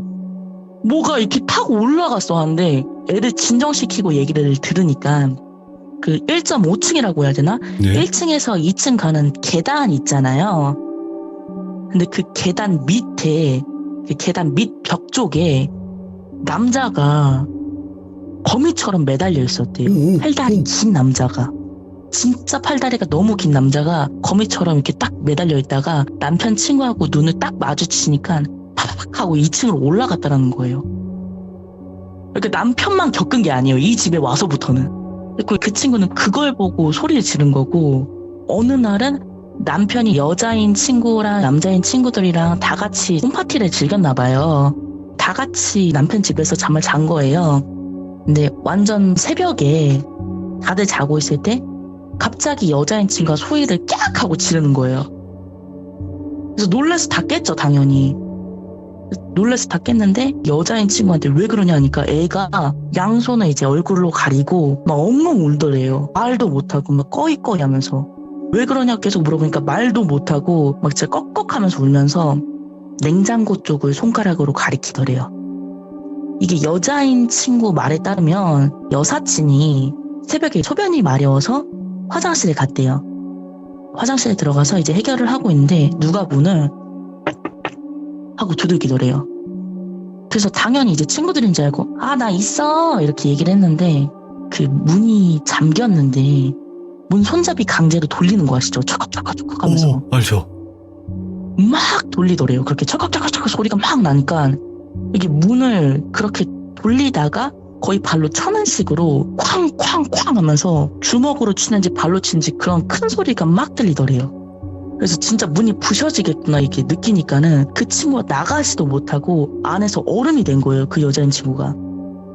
그리고 그렇게 가만히 있다가 갑자기 쾅쾅쾅 하다 조용해졌대요. 한순간에. 그래서 어떡하지 나가야 되나? 나 어떡하지 이러고 있는데 갑자기 화장실 불이 꺼진 거예요. 그리고 이제 그때부터는 진짜 도망치듯이 화장실에 나와서 막 심장이 막 뛰니까는 그 상태로 깜깜한 주위만 두리번거렸대요. 밖에는 불이 당연히 꺼져 있었고 화장실도 이제 불이 꺼지다 보니까 완전 깜깜한 거예요. 그래서 막 주위를 두리번 거리는데 눈이 어둠에 적응이 되면 흐릿흐릿하게는 보이잖아요, 다들. 맞아요. 근데 뭔가 이렇게 꿈틀꿈틀 거리길래 그쪽으로 당연히 시선이 갔는데 냉장고 쪽이었어요. 근데 뭐가 이렇게 알처럼 크게 웅크리고 있더래요. 근데 그게 정말 천천히 일어나더래요. 근데 그 어둠인데 눈만 보였대요. 눈만. 허옇게 번뜩이는 거. 근데 눈이 딱 마주쳤다는 그 느낌을 받았대요. 흰자밖에 없었는데. 하얗게 번뜩이는 흰자라고 했으니까 검은 자가 없었던 것 같아요. 근데 그 남자가 슬슬 일어나더니 그렇게 대치를 시작한 거예요. 한 30초? 20초? 그 진짜 아무것도 못하고 서 있었는데 진짜 0.1초? 올 수가 없는 시간 만에 확 그 여자 앞으로 온 거예요. 갑자기. 그러니까 여자애가 얼굴을 가리고 소리를 지른 거예요. 그때 소리를 지른 거예요. 온몸이 까맸대요. 그 남자가. 까매도 이 사람이 빨강을 입고 있는지 파랑을 입고 있는지는 대충 보이잖아요. 살짝은. 근데 완전히 검정색 옷차림이었대요. 위아래가. 그래서 그 여자를 달래고 일단 그렇게 이야기는 해산이 됐는데 대부분 뭐 다른 사연자님들의 이야기를 들어보면 원만하게 귀신과 소통이 돼서 해결이 되는 부분도 있는데 남편 이야기는 거의 당했어요. 일방적으로. 근데 남편이 뭐 가위 눌릴 때마다 뭐 목이 쫄려서 그 목이 약간 콜라병처럼 들어간 여자분을 본 일도 있었고 그리고 그 똑같은 여자분을 친구들도 똑같이 가위 눌리고 본 일. 이런 이야기들도 많고 그중 하나가 귀신 썰이 하나도 이렇게 늘어나자마자 친구들한테 이제 얘기할 거 아니에요. 당연히. 네네. 신기하니까. 그러니까 남편이랑 같이 어울려 다니는 친구들은 이 이야기를 다 알고 있었어요. 근데 또 그런 친구들이 있거든요. 그중 좀 안 믿는 애들. 안 믿을 수는 있는데 거짓말쟁이 거짓말 친다 약간 이렇게 하니까는 그런 친구가 한 명 있었는데 약간 뚝심 있게 안 믿었던 오빠를 뚝심이라고 할게요. 제가. 그 뚝심이 오빠가 있었는데 남편 집에서 특유의 방에서 자면 무조건 가위가 눌린다는 방이 있대요. 근데 대부분 친구들은 무서워서 그 방을 피하거나 솔직히 귀신 없다고 자기가 생각해도 무섭잖아요. 그냥. 그리고 그 방에서 아예 안 잤대요. 아무리 친구들이 많이 놀러가도. 근데 또 뚝심이가 귀신 막 그런 게 어딨냐. 자기는 본 적 없다. 막 뚝심 있게 센 척하고 여자 앞에선 더 그러고 이러니까 거짓말쟁이 막 이런 식으로 나중엔 몰아가더래요. 심하게. 그러니까 남편도 얘기를 하다 보니까 슬슬 화가 나기 시작하는 거죠. 그래서 어느 날 그 이야기로 또 시시비비가 막 붙어서 싸우다가 남편이 뚝심이한테 야 그럼 네가 들어가서 잡아. 이렇게 된 거예요. 결국엔. 그래서 그날 바로 뚝심이 오빠랑 다른 친구들 데리고 아지트에서 막 게임하고 놀다 보니까 어느새 저녁이 된 거예요. 근데 게임하면 사실 새벽 가는지도 모르고 하거든요. 근데 뚝심이 오빠는 게임을 애초에 안 하던 친구였대요. 그러니까 본인은 지루하니까 밤이 되고 너무 졸립다고 먼저 잔다고 말을 했대요. 친구들한테. 그래서 이제 남편이 그래 네 방은 저기야 하면서 그 딱 가위 눌리는 방을 이제 내어주고 그 뚝심이라는 오빠도 알고 있었어요. 그 방이 그 방이라는 걸. 그래서 그 뚝심이 친구가 들어가서 자게 된 거예요. 그래서 남은 친구들이랑 밖에서 막 놀고 있다가 한 10분 정도 흘렀을 때 친구들끼리 궁금해진 거예요. 옆방에 뚝심이가 어떻게 됐나. 그래서 야 걔 가위 눌려나 한번 확인해보자 라고 말이 나와서 뚝심이 방을 조심히 들어갔대요. 끽 하고 살짝 열어봤대요. 근데 진짜 너무 아쉽게 뚝심이가 안 자고 있더라고요. 막 핸드폰 하면서 야 안 잔다 이러니까 다들 아 시시 하면서 나가면서 문을 닫자마자 그 방 안에 있던 뚝심이 오빠가 갑자기 소리를 지른 거예요. 으악 하고. 그래서 이제 다 놀래갖고 바로 문을 열었죠. 왜 그래 이러고. 근데 그 뚝심이 오빠가 분명 누워 있었는데 상반신만 일어나서 어버버버 거리고 있는 거예요. 그래서 막 왜 그래 이러니까 나 본 것 같아. 딱 이해로 돼요. 막 이러면서 너무 충격을 먹어갖고 그래서 이제 추후에 또 얘기를 들어보니까 그 뚝심이라는 오빠가 잘 준비를 하느라고 방에 들어가서 핸드폰을 하고 있었대요. 근데 솔직히 그런 이야기들 들으니까는 귀신 본 이야기 듣고 하니까 깜깜한 방에 혼자 있잖아요. 그러니까 처음엔 솔직히 무서웠대요, 본인도. 근데 이제 계속 있다 보니까 좀 괜찮아져서 계속 폰을 하고 있었던 찰나에 친구들이 온 거예요. 그때 들어온 거예요. 근데 방은 이제 잘 준비를 했으니까는 불을 꺼서 어두운 상태고 밖은 아직 친구들이 놀고 있기 때문에 불을 켜서 환한 상태잖아요. 그러니까 문을 열면 바깥빛이 깜깜한 방 안으로 문을 통해서 들어오잖아요. 근데 이제 그 친구들이 들어와서 아쉽다 에이 하면서 문을 닫는데 그 문이 닫히기 전에 그 찰나의 순간에 뭐가 보였냐면 문 위에 그 조그만 데 사람이 매달려 있었대요. 근데 아까 방금 얘기 드렸던 그 계단 밑에 거미처럼 매달려 있는 그 남자 같아요. 제 생각엔. 아, 그 팔다리 길었던? 네, 그 오빠가 얘기했던 게 똑같았어요. 팔다리가 너무너무 길었고 그게 문 위에 매달려 있었다고 사람이. 근데 문을 이렇게 딱 닫자마자 파바박 하더니 벽을 통해서 바닥으로 내려왔대요. 그러니까 너무 놀라서 소리를 지른 거죠, 그 오빠가. 너무 찰나의 순간이었지만 놀라니까 소리를 지르고 친구들이 이제 문을 열고 사건이 종료된 거예요, 그렇게. 그리고 아마 지금 남편이랑 얘기를 하다 보니까 대문에서 본 그분 같다고 저희는 그렇게 생각을 해요, 지금. 그리고 이제 얘기 중에 남편이 이제 무당을 찾아가게 된 에피소드예요. 그 이사간 집에서 여자인 친구가 냉장고 앞에서 위아래가 까만 옷을 입은 남자 형태 귀신을 이제 기억하시죠? 알처럼 쭈그리고 있었다는? 네, 맞아요. 네. 근데 제 개인적인 생각은 그 귀신이 최고 악질이었던 것 같아요. 얘기를 다 듣고. 네. 이분이 좀 몇 번 나오거든요. 시작은 그때가 이제 20살이었대요. 남편이 20살인가 21살이었는데 그날 동생도 친구 집에 가서 잔다고 하고 어머님은 일을 가셔서 남편이 혼자 집에 있는 날이었어요. 근데 그날도 남편이 어느 때처럼 롤을 열심히 하고 있었대요, 정말. 근데 롤이라는 게 진짜 시간이 너무 빠르니까는 그날도 새벽 3시가 넘도록 한 거예요. 근데 엄청나게 열심히 막 집중해서 하던 중에 갑자기 어디서 이상한 소리가 들리는 거예요. 이런 소리. 이게 스피커에서 나왔다 안 나왔다를 반복하는데 이게 울음소리인지 웃음소리인지 판단이 안 갔대요. 그래서 처음은 이게 혼선 때문에 그냥 잡소음이 들렸다고 생각을 하고 그냥 계속 게임을 했대요. 처음엔 다들 그러잖아요. 그냥 우연이라고 생각하고 딱히 별 생각 안 하시는 경우가 있는데 이 친구도 그랬어요, 그때는. 근데 얼마 안 가서 그 울음소리인지 웃음소리인지 모를 소리가 또 스피커에서 들리는 거예요. 이렇게. 그 친구가 똑같이 흉내낸 거 제가 똑같이 흉내내는 거예요. 근데 이게 그 집에서 살면서 이제 겪어온 짬바가 있잖아요, 이 친구가. 그러니까 이게 직감적으로 또 그거다 라고 생각을 한 거예요. 그때는 컴퓨터 하단 소리를 끄고 스피커 옆에 소리를 돌려서 전부 무음으로 바꿔버린 거예요. 무서우니까. 그러고 계속 게임을 하는데도 다시 또 스피커에서 소리가 들리는 거예요. 게임 소리가 안 나는데도 흑흑거리면서 비웃는 듯한 아니 우는 듯한 이 소리가 나니까 이제 그때는 슬슬 공포감이 막 밀려오기 시작한 거예요. 근데 이게 막말로다가 솔직히 그게 혼선이라고 할지라도 그런 사람 비슷한 소리가 나면 진짜 모두 무섭긴 마련이에요. 근데 그 소리가 막 반복해서 들리니까 아예 스피커 선을 그때 뽑아버렸대요. 그냥 다 뽑아버렸대요. 스피커 선만. 그리고 그때부터 내정지가 슬슬 오길래 하고 있던 게임에 더 집중을 해버렸대요. 그냥 왜냐면 이렇게라도 해서 공포감이 사라지라고.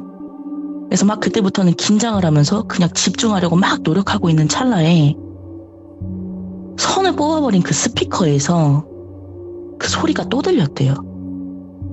그때부터는 기겁을 하면서 그대로 게임이건 뭐건 그냥 컴퓨터를 아예 강제 종료를 해버린 거예요. 밑에 네. 눌러서. 그다음에 침대에 누운 다음에 일단 남편 집 설명을 해드리면은 집 현관문 신발장 들어오자마자 오른쪽 대각선으로 남편 방이 다 보여요. 근데 남편 방 들어가는 문 입구 옆에 컴퓨터가 설치가 되어 있고 컴퓨터와 방문 맞은편에 침대가 있어요.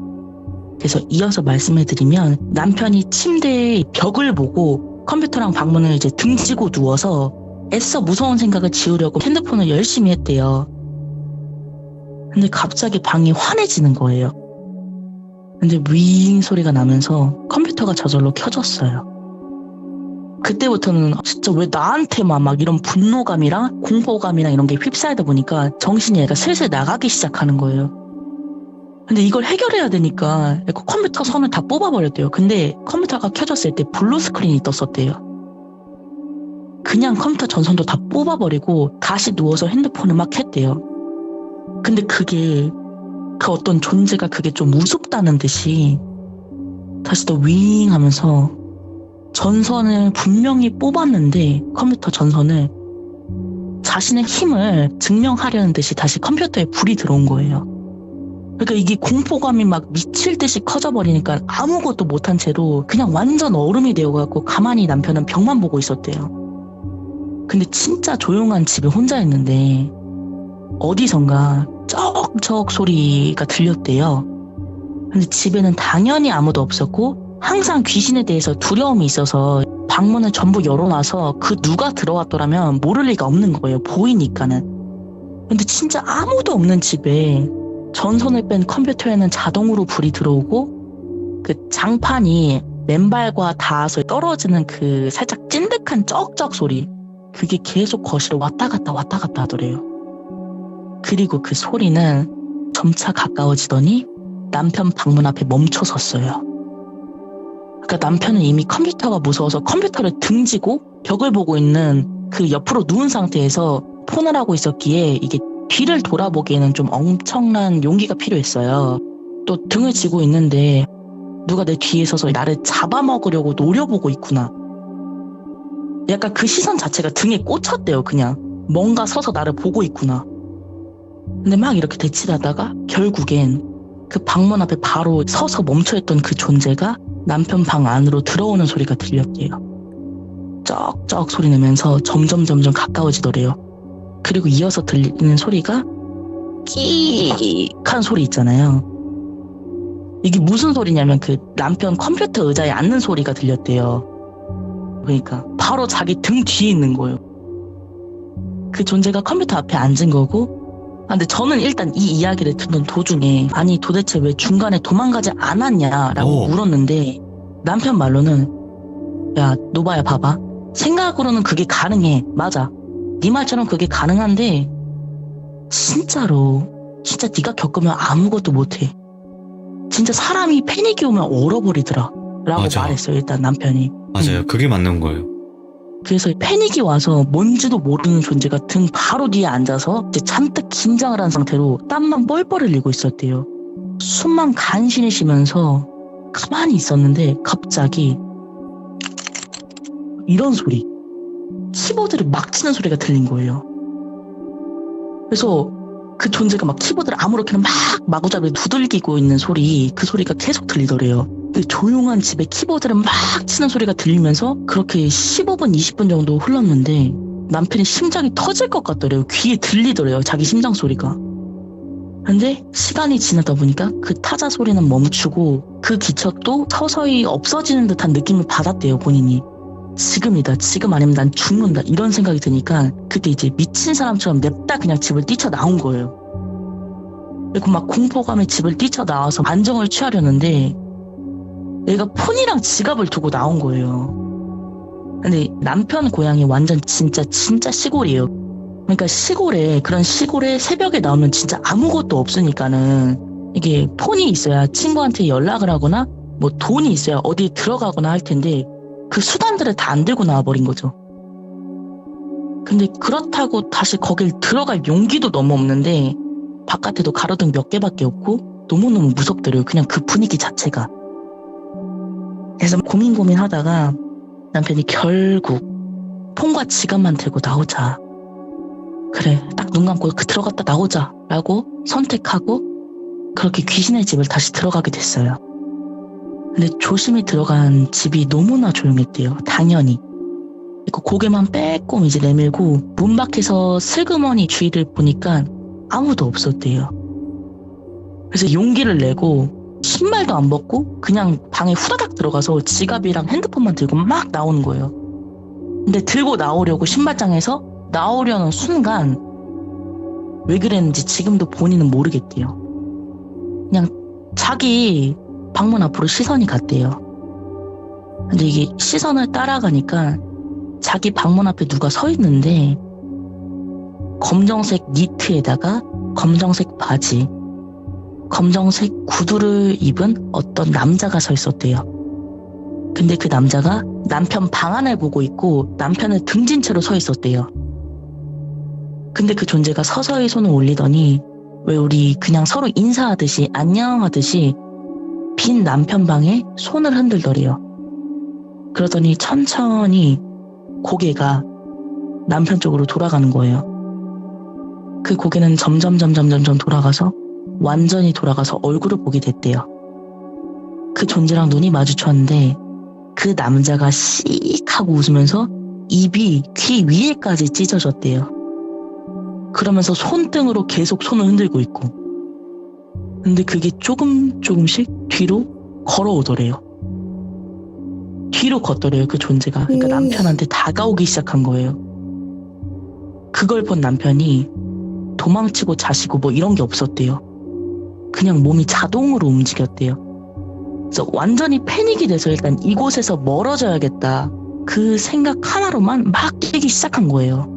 그렇게 뛰어서 도착한 곳이 근처 공원이었대요, 처음에. 그래서 그 공원에서 숨을 막 고르고 있는데 막 헛구역질이 나왔대요. 속도 안 좋고. 그러니까 그만큼 미친 듯이 뛰어서 미친 듯이 뛰어서 그런 건지 놀라서 그런 건지 둘 다인지 어쨌든 막 헛구역질을 하고 동생에게 전화를 했는데 동생이 안 받았대요. 그래서 근처 PC방에 들어가서 그날 밤을 지새웠대요. 근데 이야기가 여기서 끝이면 좋겠지만 남편이 해가 중천에 뜨고 나서 그때 용기가 생겨서 동생한테 연락을 하고 같이 집에 들어갔어야지 이제 들어갈 수 있는 거예요. 누군가 있어야지. 네. 그래서 동생이랑 같이 들어갔는데 컴퓨터를 봤을 때는 컴퓨터 전선은 여전히 빠져 있었대요. 그리고 컴퓨터를 다시 연결을 하고 그 컴퓨터가 쓰기가 되게 찝찝했대요, 남편이. 근데 일단 컴퓨터를 켜고 이제 확인을 해봤대요. 뭔가 이상이 있어서 켜진 게 아닌가 그때? 하고 애써 부정을 하면서. 근데 안 보이던 게 있는 거예요, 이상하게. 그래서 화면 밖에 메모장이 하나 있길래 그걸 클릭하고 들어갔어요. 뭐지? 하고. 근데 진짜 막 아무렇게나 써진 거 있잖아요. 아라라라라 하면서 디귿시움 막 이렇게. 키보드 막 치면 써지는 거. 맞아요. 키보드를 막 치면 써지는 거. 그렇게 막 마구잡이로 눌러진 글이 써져 있더래요. 근데 그때 남편이 너무 소름이 돋았던 게 그 암호글을 막 그렇게 쓰는 10분, 15분 동안 그럼 그 존재는 목이 돌아간 상태에서 그 떨고 있는 남편을 계속 보고 웃고 있었겠구나. 막 그런 생각이 나버리니까 너무 무섭더래요, 그때. 근데 더한 게 글을 맨 밑에까지 내렸대요. 근데 맨 밑에 나는 아직 네 곁에 있다 라고 적혀 있었대요. 그래서 그날 바로 그냥 어머니한테 여태 있었던 일을 다 말씀을 드린 거예요. 근데 어머니가 형편어렵게 구한 집인데 엄마 나 이게 싫어 저게 싫어 이럴 순 없어서 참은 거예요, 이 친구도. 근데 진짜 못 살겠으니까 본인이 이제는. 그래서 어머니가 다 알고 나서 수소문에서 좀 유명한 무당집을 찾아가셨대요. 근데 눌린 곳까지는 너무 돈이 많이 들어서 부적을 하나 썼대요. 근데 그때 가서 들었던 이야기가 그 무속인 분 말로는 남편 체질 자체가 예를 들어서 귀신들이 이제 마음대로 통과하고 들어갈 수 있는 약간 자동문 같은 거래요. 이게 다른 사람들은 귀신을 보는 오감이 문처럼 닫혀있지만 어떠한 계기로 열릴 수도 있고 평생 열리지 않을 수도 있는데 남편은 그냥 자동문이래요. 근데 정말로 제가 사주라던가 뭐 미스테리한 것들 참 재밌어요 해서 사주 같은 걸 볼 때마다 이것저것 이제 물어보면서 남편도 항상 물어보는데 이게 매일같이 항상 똑같이 말씀하시는 게 피곤함을 타고난 사람이래요, 그냥.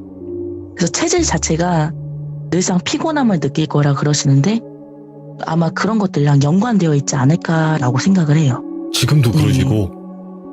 지금도는 아니에요. 이게 무당분에게 부적을 쓰고 난 뒤에 그 후에 몇 번 귀신을 보고 가위를 눌렸었어요. 예. 근데 저를 만난 이후에는 단 한 번도 보거나 듣거나 한 적은 없었대요. 그러면 남편분이 네네. 겪으신 이야기는 그런 집에서만 겪은 이야기밖에 없는 거죠? 아니요. 집에서 겪은 이야기, 학교에서 겪은 이야기, 그리고 또 이제 남편의 이제 지인분이 겪었던 이야기도 굉장히 무서워요, 그것도. 그러면 네, 저는 어떻게 보면 우리 또 만날 수 있다는 거네. 그쵸, 여지를 남겨두는 거죠.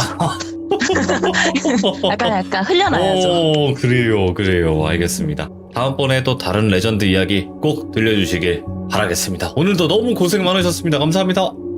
네, 감사합니다. 감사합니다. 네.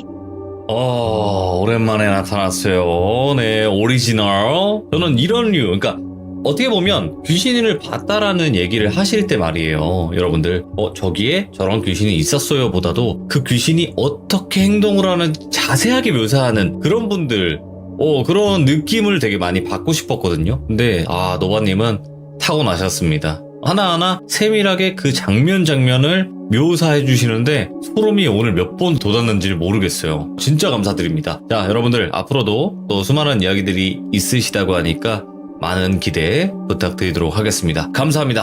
고맙습니다. 자, 여러분들 안녕하세요. 이번 이야기는 시청자 샌데님께서 찾아오셨습니다. 어떡하냐? 오늘 이야기도 샌데. 자, 오늘은 한 인형에 관련된 이야기가 될 것 같습니다. 사진도 다 준비가 되어 있고 어떤 인형이고 도대체 그 인형에는 어떤 문제점이 있었을까? 같이 한번 들어보도록 하겠습니다. 스탠데. 반갑습니다, 돌비님. 어떡하냐, 오늘 이야기 셀 텐데, 그죠? 예. 오늘 그러면 도대체 어떤 이야기로 또 어떤 인형에 관련된 이야기일지 바로 한번 출발을 해보도록 하겠습니다. 갑시다. 렛츠고! 스탠데. 샌데.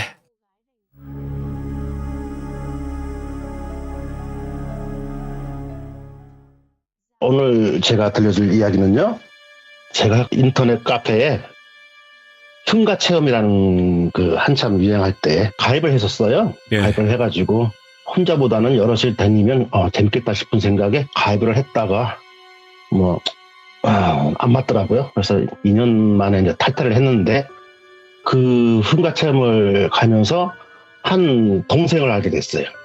저보다 한 3살 어린 동생인데 그 동생은 흉가 체험을 하는 이유가 부정을 하기 위해서요. 나 같은 경우는 귀신을 보려고 찾아다니는데 그 동생은 귀신이 없다는 거를 가서 직접 보고 귀신 들리는 사람들이나 우는 사람들 보고 저거는 진짜다 아니다 저거 가짜다 이런 거를 판단하기 위해서 그래서 가입을 했다는 거예요. 그래서 대화를 하다 보니까 성격도 맞는 것 같고 재밌어요. 생각하는 게 또 독특하고 해서 친해지게 됐죠. 그러다 이제 한 2년 돼서 탈퇴를 하게 됐어요.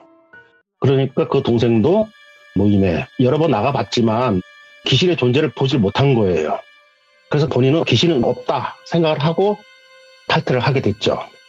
그리고 각자 일을 하다가 가끔씩 한 일주일에 한두 번씩 만나서 술을 좋아하니까 술도 한 잔씩 하고 재밌는 이야기도 하고 그렇게 지내다가 서로 일이 바쁘니까 좀 뜸해졌어요. 만나는 날짜가 좀 뜸해졌다가 어느 날 갑자기 연락이 왔어요. 형님 술 한잔 하자고. 좋지. 야 오랜만에 얼굴 한번 보자 해서 또 그 친구가 치킨을 좋아해요. 치킨을 시키면 한 2마리를 혼자 다 먹어요. 그런 친구인데 그 무슨 동네에 땡땡땡 치킨집 새로 오픈했는데 참 맛있더라. 글로 와라. 그래서 저녁에 일 끝나고 갔죠. 그래서 그 친구를 만나서 이런 얘기 저런 얘기를 하다가 둘이 코가 삐뚤어지도록 술이 챘어요. 챘는데 어떻게 또 그때 카페 이야기가 나오고 흉가 체험 얘기가 나오면서 귀신 이야기가 나오는데 그 친구는 하는 말이 형님 저는 절대 안 믿어요 이러는 거예요.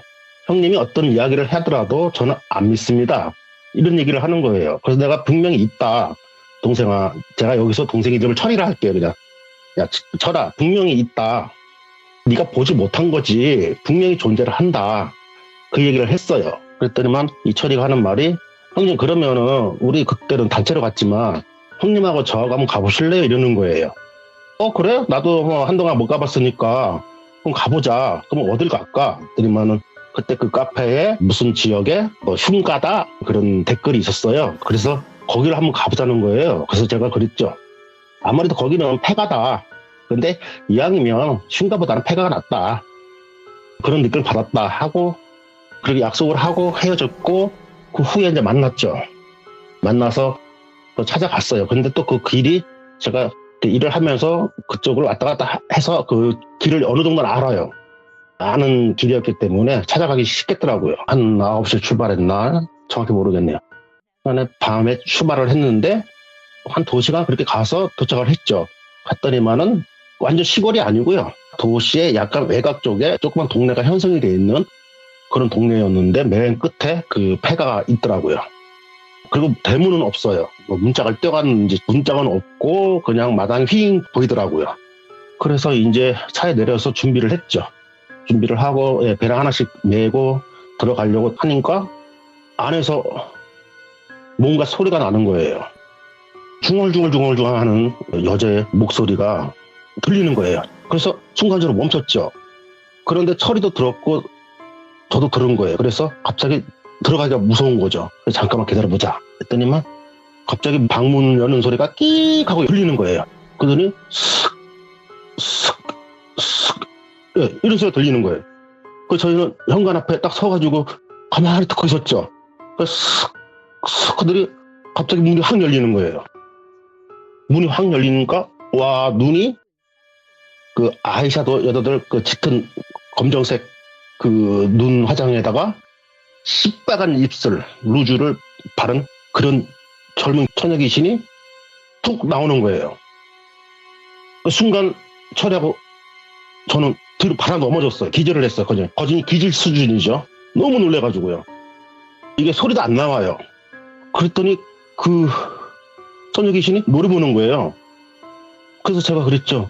귀신이야 사람이야 했더니만은 치 하고 웃는 거예요. 비웃듯이. 그 보니까 귀신이 아닌 거예요. 사람이에요. 여자예요. 나이는 한 20대 초반에서 중반? 되게 젊어 보였어요. 그런데 눈은 까만 화장에 빨간 루즈, 진짜 상당히 무서웠었어요. 그래서 치 웃는 거예요. 그러다가 사람이에요? 귀신이 했더니만은 치 이러는 거예요. 근데 손을 보니까 왼손인가 그쪽에 쇼핑백을 하나 들고 있더라고요. 그 사람 맞잖아요. 귀신이 그런 걸 들을 리는 없잖아요. 그래서 사람이다 하고 이제 일어났어요. 그래서 아니 혼자 여기를 왔냐고 했더니 말대꾸를 안 하는 거예요. 전혀. 그냥 뻔히 쳐다보는 거예요. 뻔히요. 근데 그 몸에서 향이 나는데 그 향내가 엄청 지독하게 나는 거예요. 그 몸 자체에서 향내가. 그러더니 이렇게 저를 한참 쳐다보더니 여기 뭐하러 왔어? 이러는 거예요. 체험하러 왔다. 아가씨도 여기 체험하러 왔냐? 그랬더니만은 말대꾸를 안 하는 거예요. 안 하고 그냥 가려고 그러는 거예요. 그래서 일어났죠. 일어나면서 아가씨 혼자 여기 체험 왔냐고 했더니만은 하는 말이 여기 있는 거 아무것도 건들지 마. 가져가지 마. 알았어? 이러는 거예요. 놀랬기도 했지만은 한참 나보다 어린 것 같은데 반말을 하는 거예요. 순간 좀 기분이 나쁘잖아요. 그래서 아가씨 내가 지금 말을 놓지 않고 존댓말을 쓰는데 왜 반말을 하냐고 제가 그랬죠. 갈 때는 놀래가지고 지금 심장 떨려 죽겠는데 물어보는 말에 대꾸도 안 하고 반말부터 시작하냐 했더니만은 저를 한참 노려보는 거예요. 한참 노려보더니만은 주머니에서 뭘 꺼내요. 뭘 꺼내더니 이렇게 주는 거예요. 뭐하고 딱 봤더니만 명함이에요. 저도 얼떨결에 그걸 받았어요. 이렇게 받았고 이렇게 보니까 이거는 이제 이름을 댈 수가 없으니까 예명으로 할게요. 네. 그냥 처녀보살이 할게요. 처녀보살 이렇게 써 있는 거예요. 그러더니만 가버리는 거예요. 그냥 가버렸어요. 그러니까는 철이가 뭐야 저 여자 그러는 거야. 야 무당이다 그러니까 에? 아무리 무당이어도 혼자 와 여자가? 이러는 거예요. 아무래도 담력 쌓으려고 온 것 같다. 무당들은 좀 그런 게 있으니까 산에 가서 혼자 기도하기도 하니까 그러지 않을까 싶은 생각이 든다 하고 들어갔죠. 들어갔는데 작은 방 하나가 보이는 거예요. 조그만 방 하나가 보이는데 그 문을 딱 열고 들어가니까 아무것도 없어요. 아무것도 없는데 방 한가운데 그 다가상이라 할까요? 조그만 찻상이 놓여 있고 거기에 초대가 있고 초가 한 반쯤 탄 게 있고 그리고 향 꽂아놓은 향로, 그러니까 향로가 진짜 향로가 아니고 그릇으로 이렇게 한 향로 같은 게 있고 그거밖에 없는 거예요. 그래서 저 무당이 와서 기도하고 왔나 보다. 담력 테스트 하려고 이제 그렇게 생각을 하고 두리번두리번 하는데 방 한 구석에 곰 인형이 있는 거예요. 그런데 곰 인형이 정상적인 곰 인형이 얼굴이 아니에요. 신기하다. 그러니까 철이가 하는 말이 형 이거 가져갈까? 이러는 거예요. 야 가져가지 마. 그거 안 돼. 이런 거 함부로 가져오면 안 돼. 그랬더니 하는 말이 형 난 안 믿어.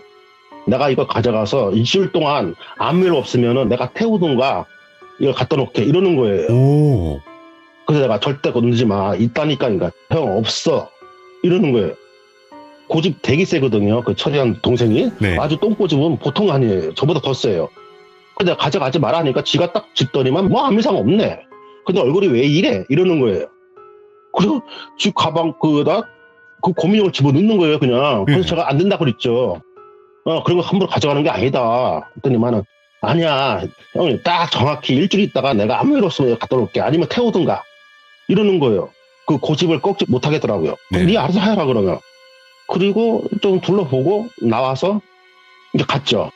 각자 가서 이제 자기 일하고 내 일 하면서 이렇게 지내고 있는데 한 3일인가 4일인가 정확히 모르겠지만 3, 4일인가 돼서 전화가 왔어요. 철이한테.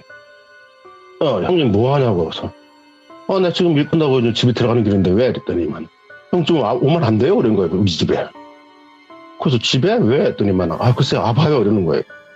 참 너 그 인형 어떻게 됐냐? 그랬더니만 형님 와서 얘기해요. 이러는 거죠. 오호, 심각하다.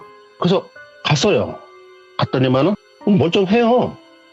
멀쩡한데 인형은 안 보여요. 그래서 야 곰인형 어떻게 했냐? 태웠냐? 했더니 아니 형 안 태웠어. 그러니까 왜? 태워도 안 태워져. 이러는 거예요. 그게 뭔 말이야? 태워도 안 태워지다니 아직 일주일도 안 됐는데 형 그 안에 태우랬더니만 안 돼. 이러는 거예요. 그래서 그게 어디 있는데? 했더니만은 저기 베란다 창고에 있어. 이러는 거예요. 그 문을 열어봤더니 진짜 거기 있는 거예요. 그래서 이제 그 후로 자초지종을 얘기를 하는 거죠. 그 태워도 안 타다니 무슨 얘기냐? 그랬더니만 하는 말이 이거 갖고 난 후로 이상한 여자아이 목소리가 들리더래요. 막 우는 소리가 들리고 낄낄대는 소리가 들리고 뛰어다니는 소리가 들리고 이런 소리가 들리더래요. 이게 장결에 그랬기 때문에 꿈인가 그랬대요. 이게 꿈인가 보다 하고 지났는데 다음날 또 꿈을 똑같이 꾸더래요. 그러면서 말을 하더래요. 삼촌 놀자. 그만 자. 이러더래요. 그래서 누군가가 눈을 떴더니 한 초등학교 2, 3학년 된 여자아이가 침대에 앉아가지고 놀자고 막 팔을 흔들더래요. 그래서 나 이거 꿈이 아니면 가위 눌렸구나. 이렇게 생각을 했대요. 그래서 안 돼. 나 못 놀아. 했더니 놀자. 나 심심해. 배도 고프고. 계속 그 얘기를 하니까 나중에 막 그 꿈을 깨려고 엄청 노력을 했대요. 그래서 꿈을 딱 깨니까 없더래요. 그리고 그 인형은 그대로 있고요. 그래서 그날 그 인형을 밖에 나가서 버렸대요. 버리고 들어와서 잠을 잤대요. 그리고 아침에 이제 출근하려고 눈을 뜨니까 책상 위에 그 인형이 앉아있더래요. 그대로. 아주 기겁을 했대요. 그냥 옷만 주워 입고 출근을 해버렸대요. 너무 놀래가지고요. 그리고 하루 종일 일을 하는데 일이 안 되더래요. 그래서 내가 오늘 퇴근하면 진짜 멀리 갖다 버려야지. 이 생각에 퇴근을 해서 그 인형을 싣고 한 1km쯤 되는 동네에다가 버리고 왔대요. 버리고 와서 씻고 밥을 먹고 뭐 그러다가 이제 잠을 청했는데 또 소리가 애들 막 뛰는 소리가 들리더래요. 그러더니 삼촌 춥게 날 왜 갖다 버렸어? 놀자. 나 배고파. 놀자. 막 이러더래요. 그래서 이게 뭔가 싶어서 눈을 그냥 확 떠버렸대요. 눈을 뜨니까 그 인형이 그대로 거기 앉아있더래요. 기겁을 했대요. 그래서 그 인형을 들고 나가서 깡통 하나 구해가지고요. 그 인형을 깡통에 넣고 종이를 넣고 불을 질렀대요. 불을 지르고 다 타는 걸 보고 들어와서 잤는데 눈을 떠보니까 그 인형이 그대로 거기 있더래요. 그러니까 무슨 얘기냐면 분명히 태우고 들어왔는데 그게 태운 게 아니에요. 꿈이에요. 그 태우는 것조차도 꿈을 꾼 거죠. 그러니까 본인은 실질적으로 그걸 태웠다고 생각했나 봐요. 그러니까 이게 진짜 태운 게 아닌 거죠. 그래서 다음날 또 갖다 버렸대요. 어떻게 할 수가 없으니까 쓰레기 봉투에 싸가지고 그냥 버렸대요. 버렸는데 또 배고파. 삼촌 일어나봐. 배고프단 말이야. 이러더래요. 그 눈을 또 뜨니까 그냥 그대로 그 인형이 거기 있더래요. 이걸 어떻게 할 수가 없으니까 저한테 연락을 한 거예요.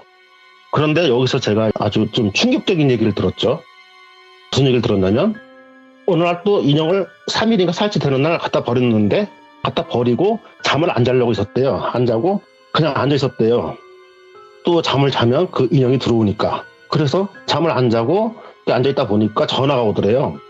그러니까 친구한테 전화가 와서 그 친구랑 한참 얘기를 했대요. 그냥 얘기를 하다 보니까 좀 잊혀지더래요. 순간적으로 얘기를 하고 막 이렇게 수다를 떠고 있는데 벨이 울리더래요. 띵동 띵동 하고요. 한 10시쯤에 벨이 띵동 띵동 울리길래 문을 열었대요. 잠깐만 전화 끊자, 내가 전화할게 이러고 누구세요 하고 문을 딱 열었더니 웬 여자아이가요 한 손에 인형을 딱 잡고 서 있더래요. 순간 좀 깜짝 놀랐대요. 그랬더니 그 여자아이가 말을 하더래요. 오빠 이거 오빠 인형 아니야? 이러더래요. 그 자세히 보니까 옆집 사는 아이였어요. 그 아이가 인형을 주워온 거예요. 야 너 이걸 왜 주웠어? 너 어떻게 주웠어? 했더니 오빠 이거 오빠 인형이잖아. 그러니까는 뭐? 네가 그걸 어떻게 알아? 했더니 오빠 내가 학원 끝나고 지나갈 때마다 오빠 밖에서 그 인형하고 놀았어. 안고 얘기하고 어쩔 때는 계단에 앉아서 얘기하고 그렇게 얘기하더래요. 근데 어느 날 지나가는데 그 인형이 밖에 나와 있길래 오빠가 놀다가 인형을 놔두고 갔네 하고 주워온 거래요. 그러니까 무슨 얘기냐면 제 생각에는 그 인형을 버렸지만 그 처리한 동생이 다시 나가서 그 인형을 주워온 거예요. 그리고 다시 놓은 거예요. 예. 제자리에. 그런 부분이 있던 거죠. 그 중학생이 그걸 딱 주더래요. 그래서 얼떨결에 그 인형을 받았대요. 받아가지고 야 내가 이 인형을 없앨 수가 없겠구나 하는 생각에 전화를 했다는 거죠. 저한테. 네. 그래서 제가 야 그거 참 신기하다. 전에도 제가 방송할 때 얘기를 했지만 저도 뭐 그런 집에서 좀 물건도 갖고 오고 뭐 테스트 해본다고 해봤지만은 그렇게까지는 그런 일은 없었거든요. 그래서 그러면 이 인형을 어떡할래? 했더니만 형님 이 인형을 좀 가져가면 안 돼요? 갖다 주면 안 돼요? 이러는 거예요. 그 자리에. 형님 길을 잘 아니까 자기 길을 모르겠대요. 그래? 그럼 일단 알았다. 그러고 제가 그 인형을 가져오기 전에 한번 사진을 한 3장이나 찍고 그 사진을 제가 저장을 하고 인형을 가져왔죠. 그리고 제 차 트렁크에 실었어요. 트렁크에 싣고 제가 이제 가야 하는데 너무 늦었어. 피곤해서 못 가고 내일 가야지 하다가 저도 일이 너무 바쁘니까 보통 집에 오는 시간이 빠르면 10시 늦으면 11시 이렇게 됐거든요. 예. 하필 또 그때가 바빴어요. 일이 바빠가지고 제가 그걸 갈 시간이 없던 거였어요. 그런 상황이었는데 빨리 가서 갖다 놓고 와야 되는데 마음은 있었는데 자꾸만 일이 끝나면 너무 피곤하니까 힘이 드니까 그게 안 되더라고요. 그러고 있었는데 한 3일인가 이렇게 딱 지났는데 집에 와가지고 제가 문자를 확인을 했어요. 이거 하다 보면 문자가 너무 많이 오니까 제가 혹시 못 본 문자가 있나 하고 이렇게 넘겨보니까 그 철이 동생이 문자가 왔어요. 네.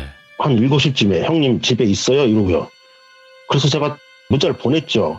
나 지금 집에 들어왔어. 했더니 전화가 바로 왔어요. 예. 형님 그 인형은요? 이러는 거예요. 인형? 내가 일이 바빠가지고 내가 야 못 갔다. 내가 봐가지고 내가 갈게. 너 아무 일 없지? 했더니만은 형님 지금 갈게요. 이러는 거예요. 온다고? 했더니 그냥 전화 끊어버려요. 그리고 좀 있으니까는 왔더라고요. 문을 열어주니까 방을 막 찾는 거예요. 너 왜 그래? 했더니 형 인형 어디 있어? 이러는 거예요. 인형 왜? 했더니 인형 줘. 이러는 거예요. 달라는 거예요. 그 인형을 왜? 했더니 빨리 인형 줘. 내가 가져갈게. 태우든 아니면 갖다 놓든 내가 할게. 이러는 거예요. 그래서 내가 그랬죠. 야 인형 차에 있어. 트렁크에. 했더니 제 손을 막 끌어들이는 거예요. 차게 빨리 갖고 오라고. 그래서 이제 내려갔죠. 주차장 내려가가지고 이제 트렁크를 열었죠. 열어서 이제 인형을 꺼냈죠. 그랬더니 막 얼른 낚아채는 거예요. 그런데 갑자기 인상이 변하는 거예요. 되게 기분 좋은 인상으로요. 아까는 막 흥분한 것처럼 짜증스러운 그런 목소리였는데 그 인형을 딱 주는 순간에 와 이러는 거예요. 와 이러면서 애들처럼 쓰다듬는 거예요. 인형을. 답답했지? 내가 찾았어. 답답했지? 이러는 거예요. 그런 순간에 제가 딱 뭔가 스치는 거예요. 이거 쉬었다. 이걸 주면 안 되겠다. 이 생각이 드는 거예요. 그래서 그 인형을 뺏었어요. 뺏으니까 안 받기려고 잡고 있는 거예요. 그러니까 양쪽으로 힘겨루를 하고 있는 거죠. 철아 내놔라. 지금 내가 갖다 놓을게. 줘. 그랬더니 형 안 돼. 못 줘. 이러는 거예요. 야, 너 지금 아무래도 C인 것 같다. 내가 오늘 제대로 봤다. 빨리 내놔. 했더니 못 줘. 이러는 거예요. 막 화를 내는 거예요. 못 준다고 막 옥신각신. 그러니까 그 동네에 지나가는 사람들이 다 보는 거예요. 보면서 웃는 거예요. 그러더니 나 기억나는 게 두 여자분이 지나가면서 어머 저기 저 봐봐 인형 갖고 둘이 싸운다? 그러니까 그 모습이 되게 웃겼나 봐요. 인형 하나 들고 멀쩡한 남자 둘이서 줘 싫어 못 줘 막 이러니까는 그게 웃겼나 봐요. 사람들이 지나가면서 이상하게 쳐다보고 웃고 이러고 가는 거예요. 그래서 이거 안 되겠다 싶은 생각에 제가 처리를 발로 걸어 넘어뜨렸어요. 넘어뜨린 순간에 걔가 이제 인형을 딱 놓더라고요. 그래서 제가 얼른 트렁크에 인형을 던지고 트렁크 문을 닫고 차를 타서 출발을 해버렸어요. 출발을 막 하니까 전화가 오는 거예요. 그래서 딱 보니까 철이에요. 그래서 제가 이제 스피커폰으로 딱 눌렀죠. 누르고 가만히 있었어요. 그러니까 이 XX야? 막 욕을 하는 거예요. 인형 안 내놔! 막 이런 식으로 빨리 내놔! 빨리 돌아와! 야, 이 XX야! 막 이러는 거예요. 와, 이거 제대로 이거 씌었구나 싶은 생각에 그냥 가만히 듣고 있었어요. 그랬더니 한참 욕을 하다가 끊어요. 그리고 저는 이제 그 폐가집으로 향했죠. 폐가집으로 향했는데 거진 다 온 것 같은데 길을 못 찾겠어요. 분명히 다 왔는데 내비게이션 말대로 그대로 갔는데도요. 잠깐만 제가 엉뚱한 데로 빠지는 거예요. 계속 엉뚱한 데로 빠지는 거예요. 한 20-30분을 헤맨 것 같아요. 제가. 와, 이거 어떻게 찾아야 되지? 내비게이션 우회전 하세요. 그럼 우회전 하면은 안 나오는 거예요. 그러면 보면은 제가 잘못 들어갔어요. 한 블록 더 가야 되는데 제가 그 전으로 들어가고 막 이런 일이 생기는 거예요. 그래서 이걸 어떻게 찾지 막 이러고 난감한 거예요, 제가. 그런 순간에 천연금당이 준 명함이 생각이 난 거예요. 저는 그 성격이 명함을 주면은 그걸 모았다가 이렇게 정리를 하거든요. 필요한 거, 안 필요한 거. 그렇기 때문에 버리질 않거든요. 그래서 예. 차 사물함 막 뒤졌어요. 차를 세워놓고. 막 뒤지니까 나오는 거예요. 하늘 딱 보이는 거예요. 그래서 막 놀랬죠. 그랬더니 전화를 바로 받아요. 어디야? 이러는 거예요. 그 천자보살이. 받자마자 예, 아는 거예요. 갖다 놨어! 이러는 거예요. 그래서 갖다 놓으려고 하는데요. 키를 못 찾겠어요. 이랬더니만은 어디쯤이야? 이러는 거예요. 그래서 제가 이정표를 보고 얘기를 했더니 구에서 쭉 가다가 오른쪽에 쭉 빠져 쭉 가면은 20분 걸려. 그러면 집이 보일 거야 하고 탁 끊어버리는 거예요. 그래서 그대로 갔더니 진짜 이정표가 보이고 오른쪽으로 우회전해서 한 20-30분 쭉 가니까요. 그 집이 보이는 거예요. 그래서 주차를 하고 인형을 꺼내가지고 방에 들어갔죠. 네. 들어가서 그냥 서가지고 그냥 미안합니다 하고 제가 저를 세번하고 인형을 그 구석에 그대로 놔두고 나왔어요. 예. 나왔는데 전에 들어갔을 때는 분명히 그런 게 없었는데 제가 들어가서 못 봤는지 모르겠지만 방문을 다시 열고 딱 나가려 하는 순간 그 방문에 글자가 써 있는 거예요. 핑크색 색깔의 글자, 꼭 마치 분필로 쓴 것처럼 내 인형 그렇게 써 있는 거예요. 그냥 내 인형만. 예, 내 인형. 예. 근데 분명히 전에 갔을 때는 그게 안 써 있었거든요. 그 문구가. 그 순간에 제가 머리털이 삐죽하고요. 닭살이 돋으면서 너무 무서운 거예요. 저도 미친놈이지 왜 그 혼자서 거기까지 왔는지 그 방문을 열고요. 뛰쳐나갔어요. 그냥. 마당으로 뛰쳐나가는 순간에 제가 기절을 했어요. 마당에 귀신이 서 있는 거예요. 빨간 입술에 까만 눈동자가요. 예.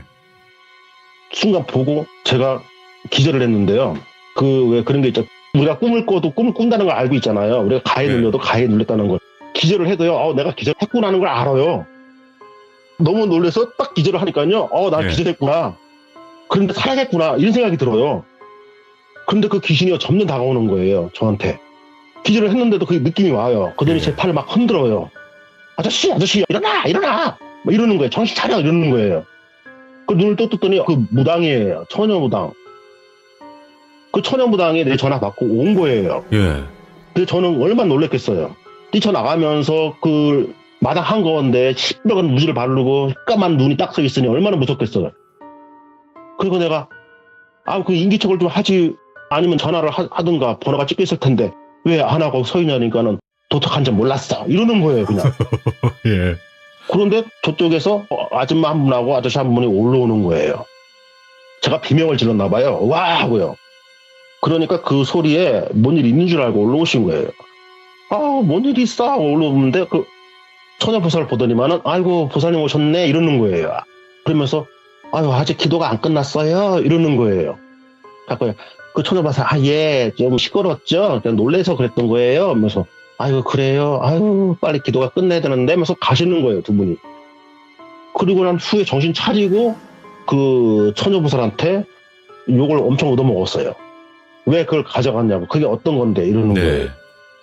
그 사실 제가 가져간 게 아니고 이래서 이렇게 가져갔다고 쭉 설명을 했어요. 했더니만은 그 처녀무당이 하는 말이 그거는 이 집 아이 거래요. 이 집 아이가 한 3학년 된 아이인데 아니면 정확히 제가 모르겠어요. 그때 그렇게 들었는데 학교가 끝나고 친구랑 같이 오다가 친구는 집으로 가고 아이 혼자 이렇게 오다가 그 자전거가 내려오더래요. 자전거. 네. 근데 아저씨가 자전거를 탔는데 대낮에 술을 드셨나 봐요. 비틀비틀하고 오길래 그 아이가 그걸 피했대요. 안 부딪히려고. 그런데 그 아저씨가 또 하필이면 그 아이한테 넘어진 거예요. 살짝. 그러니까 심하게 넘어진 게 아니고 살짝 넘어져서 그 아이가 팔인가 어딘가 찰가상이 조금 있었고 그리고 뭐 아이가 멀쩡하니까 그 아저씨는 아무 말도 안 하고 그냥 가버리더래요. 그리고 그 와서 그 아이가 엄마한테 얘기를 했대요. 네. 엄마 나오다가 자전거에 부딪혔는데 이렇게 얘기를 하니까 엄마가 놀래가지고 다시는 엄마 나 그냥 살짝 까졌어 괜찮아 이러더래요. 그리고 엄마 나 밥 줘 밥 먹고 숙제한다고 숙제하고 뭐 공부하고 그리고 엄마 나 잘게 하고 제일 좋아하는 그 곰인형을 하나씩 끄라고 자더래요. 그런데 참 여기서 애가 하나였는데 그 엄마 뱃속에는 애가 또 있었대요. 동생이 무당 얘기해 주기를요. 그래서 샀는데 다음날 그 보니까 아이를 깨우니까 아이가 그 자리에서 하늘나라로 간 거예요. 뇌출혈로요. 그래서 그 상황을 본 게 없잖아요, 아무도. 그래서 신고를 했는데 나중에 그 아주 그 유능한 형사분이 그 날짜와 그 시간대에 그 마을에서 술을 드시고 자전거 운전하는 분을 찾아가지고 결국은 찾았어요. 그게 얘기해주더라고요. 근데 그 엄마가 얼마나 황당하겠어요. 이쁜 아이를 그렇게 잃었으니. 황당하잖아요. 그래가지고 엄마가 우울증에 막 시달리고 너무 힘들어하는데 또 뱃속에 태아가 있는데 아버지가 이래서 안 되겠다 싶어서 이사를 간 거예요. 그리고 그 처녀보살을 불렀던 거예요. 이 아이를 천도를 해주려고 불렀는데 천도가 안 되더래요. 너무 세더래요. 그 아이의 원이. 그래서 이 아이의 옷이라든가 뭐 하나 있으면 달라 했더니 아무것도 없더래요. 그 아버지가 엄마가 그걸 보면 우니까 그냥 흔적을 다 없애버린 거예요. 싹 다. 그럼 아무것도 없냐가 없다. 그런데 혹시 우리가 이사 갈 때 태울 건 태우고 분리할 건 분리해가지고 놔두고 왔는데 혹시 있을지 모르겠다 하고 얘기를 했더니만은 그 처녀무당이 거길 찾아간 거예요. 이 네. 집을 찾아가서 보니까 다른 건 다 없는데 그 인형이 방에 딱 있더래요. 그래서 그 인형을 놓고 천도를 한 거예요. 달랜 거예요. 그 아이를. 그러니까 100일 기도를 해야 된다고 하더라고요. 그 자기 신한테 받은 게 있대요. 열심히 기도를 하다 보니까 그 아이는 바로 안 가고 석 달 열흘, 그러니까 100일이잖아요. 석 달 열흘이면 100일 기도를 해서 천도를 하라는 그런 계시를 받았나 봐요. 그 와중에 우리가 간 거예요. 거기를. 기도하고 나오는 거를 우리는 놀랬고 그런 상황이 된 거죠. 그러면서 쭉 얘기를 해주는 거예요.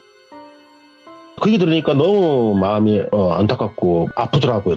그만큼 이 애가 비록 어리지만 한이 맺힌 게 있다는 거죠. 왜냐면 다 크지 못한 아이가 갔기 때문에 오히려 이런 아이들이 한이 맺히면 더 무섭대요. 그러면서 이 인형을 가져가냐고. 그래서 내가 그랬죠. 그러면은 저 인형이 좀 곰인형이 개기한데 저게 왜 저렇게 생겼냐 했더니만 얘기를 해주는 거예요. 처음에는 멀쩡했대요. 그 처녀보살이 하는 말이 처음엔 멀쩡했는데 이렇게 기도를 하다 보니까 그 귀신은 또 안 나가려고 하잖아요. 보통 안 떠나려고 하는 게 있잖아요. 그러다 보니까 조화를 부리더래요. 기도를 하는데 눈동자가 색깔이 변하더래요. 그리고 코에서 숨 쉬는 소리가 들리더래요. 그래서 처음에는 이 처녀무당이 이 인형을 태우려고 밖에 나가서 마당에서 태웠대요. 태우고 천도를 하라, 좋은 데 가라고 하고 다시 들어와서 기도를 하고 있는데 그 기도하는 순간에 이 처녀보살이 졸았나 봐요. 눈을 뜨니까요. 그 인형이 있는 거죠. 그러니까 아까 그 철이랑 똑같은 거예요. 그러니까 없을 수도 없고 태울 수도 없는 거예요. 갖다 버려도 다시 씌워가지고 버린 사람이 다시 주워오게끔 만드는 거죠. 그래서 처녀보살이 이걸 어떻게 해야 되나 싶은 생각에 문을 막고 코를 막아버린 거예요. 그러니까 소리가 안 나더래요. 그리고 눈동자가 안 움직이더래요. 그래서 그때부터 100일 기도를 하게 됐는데 하필 우리가 와가지고 이런 일이 생겼던 거죠. 와, 실은. 근데 이거 뭐, 막아놓은 다- 거 보니까 너무 기괴하다. 예, 예. 왜냐면은 이 천이 없어가지고 빨리 막아야 되니까 그 꿈꾸고 났는데 천이 없어서 줄 서가지고 하다 보니까 이렇게 막아준 거예요. 같은 천을 했어야 하는데 그냥 그 집안에 어디 막 찾아가지고 막아놓은 게 이렇게 된 거예요. 사실은. 근데 저도 이걸 보고 처음에는 깜짝 놀랐었어요. 그래서 제가 사진을 찍어 놨었죠. 그리고 난 후에 이제 철이라는 그 동생은 아무 종교를 믿지 않은 사람이었는데 특히 이런 무당 이런 세계를 더 안 믿었어요. 예. 근데 지금은 교회를 열심히 다녀요. 하나님을 네. 열심히 믿고 있어요. 그래서 내가 한번 만났을 때 물어봤죠. 야, 너 아무것도 안 믿는다며? 하나님도 안 믿는다며? 했더니 이 동생이 하는 말이 형, 나는 그것을 받고 그것을 믿어. 그렇기 때문에 또한 하나님도 믿어. 이렇게 얘기하는 거예요. 그래서 지금은 열심히 하고 그 후로 이 동생은 믿어요. 믿고 다시는 이런 곳을 안 가겠다고 네. 얘기를 하고 지금도 가끔씩 이제 뭐 연락은 되고 있고요. 그리고 예. 우리 기종님들 집엔 다 이렇게 인형이 있잖아요. 있는 집이 있을 거예요. 오늘 밤에 기종님들 귀 속에 놀자고 할 거예요. 인형들이.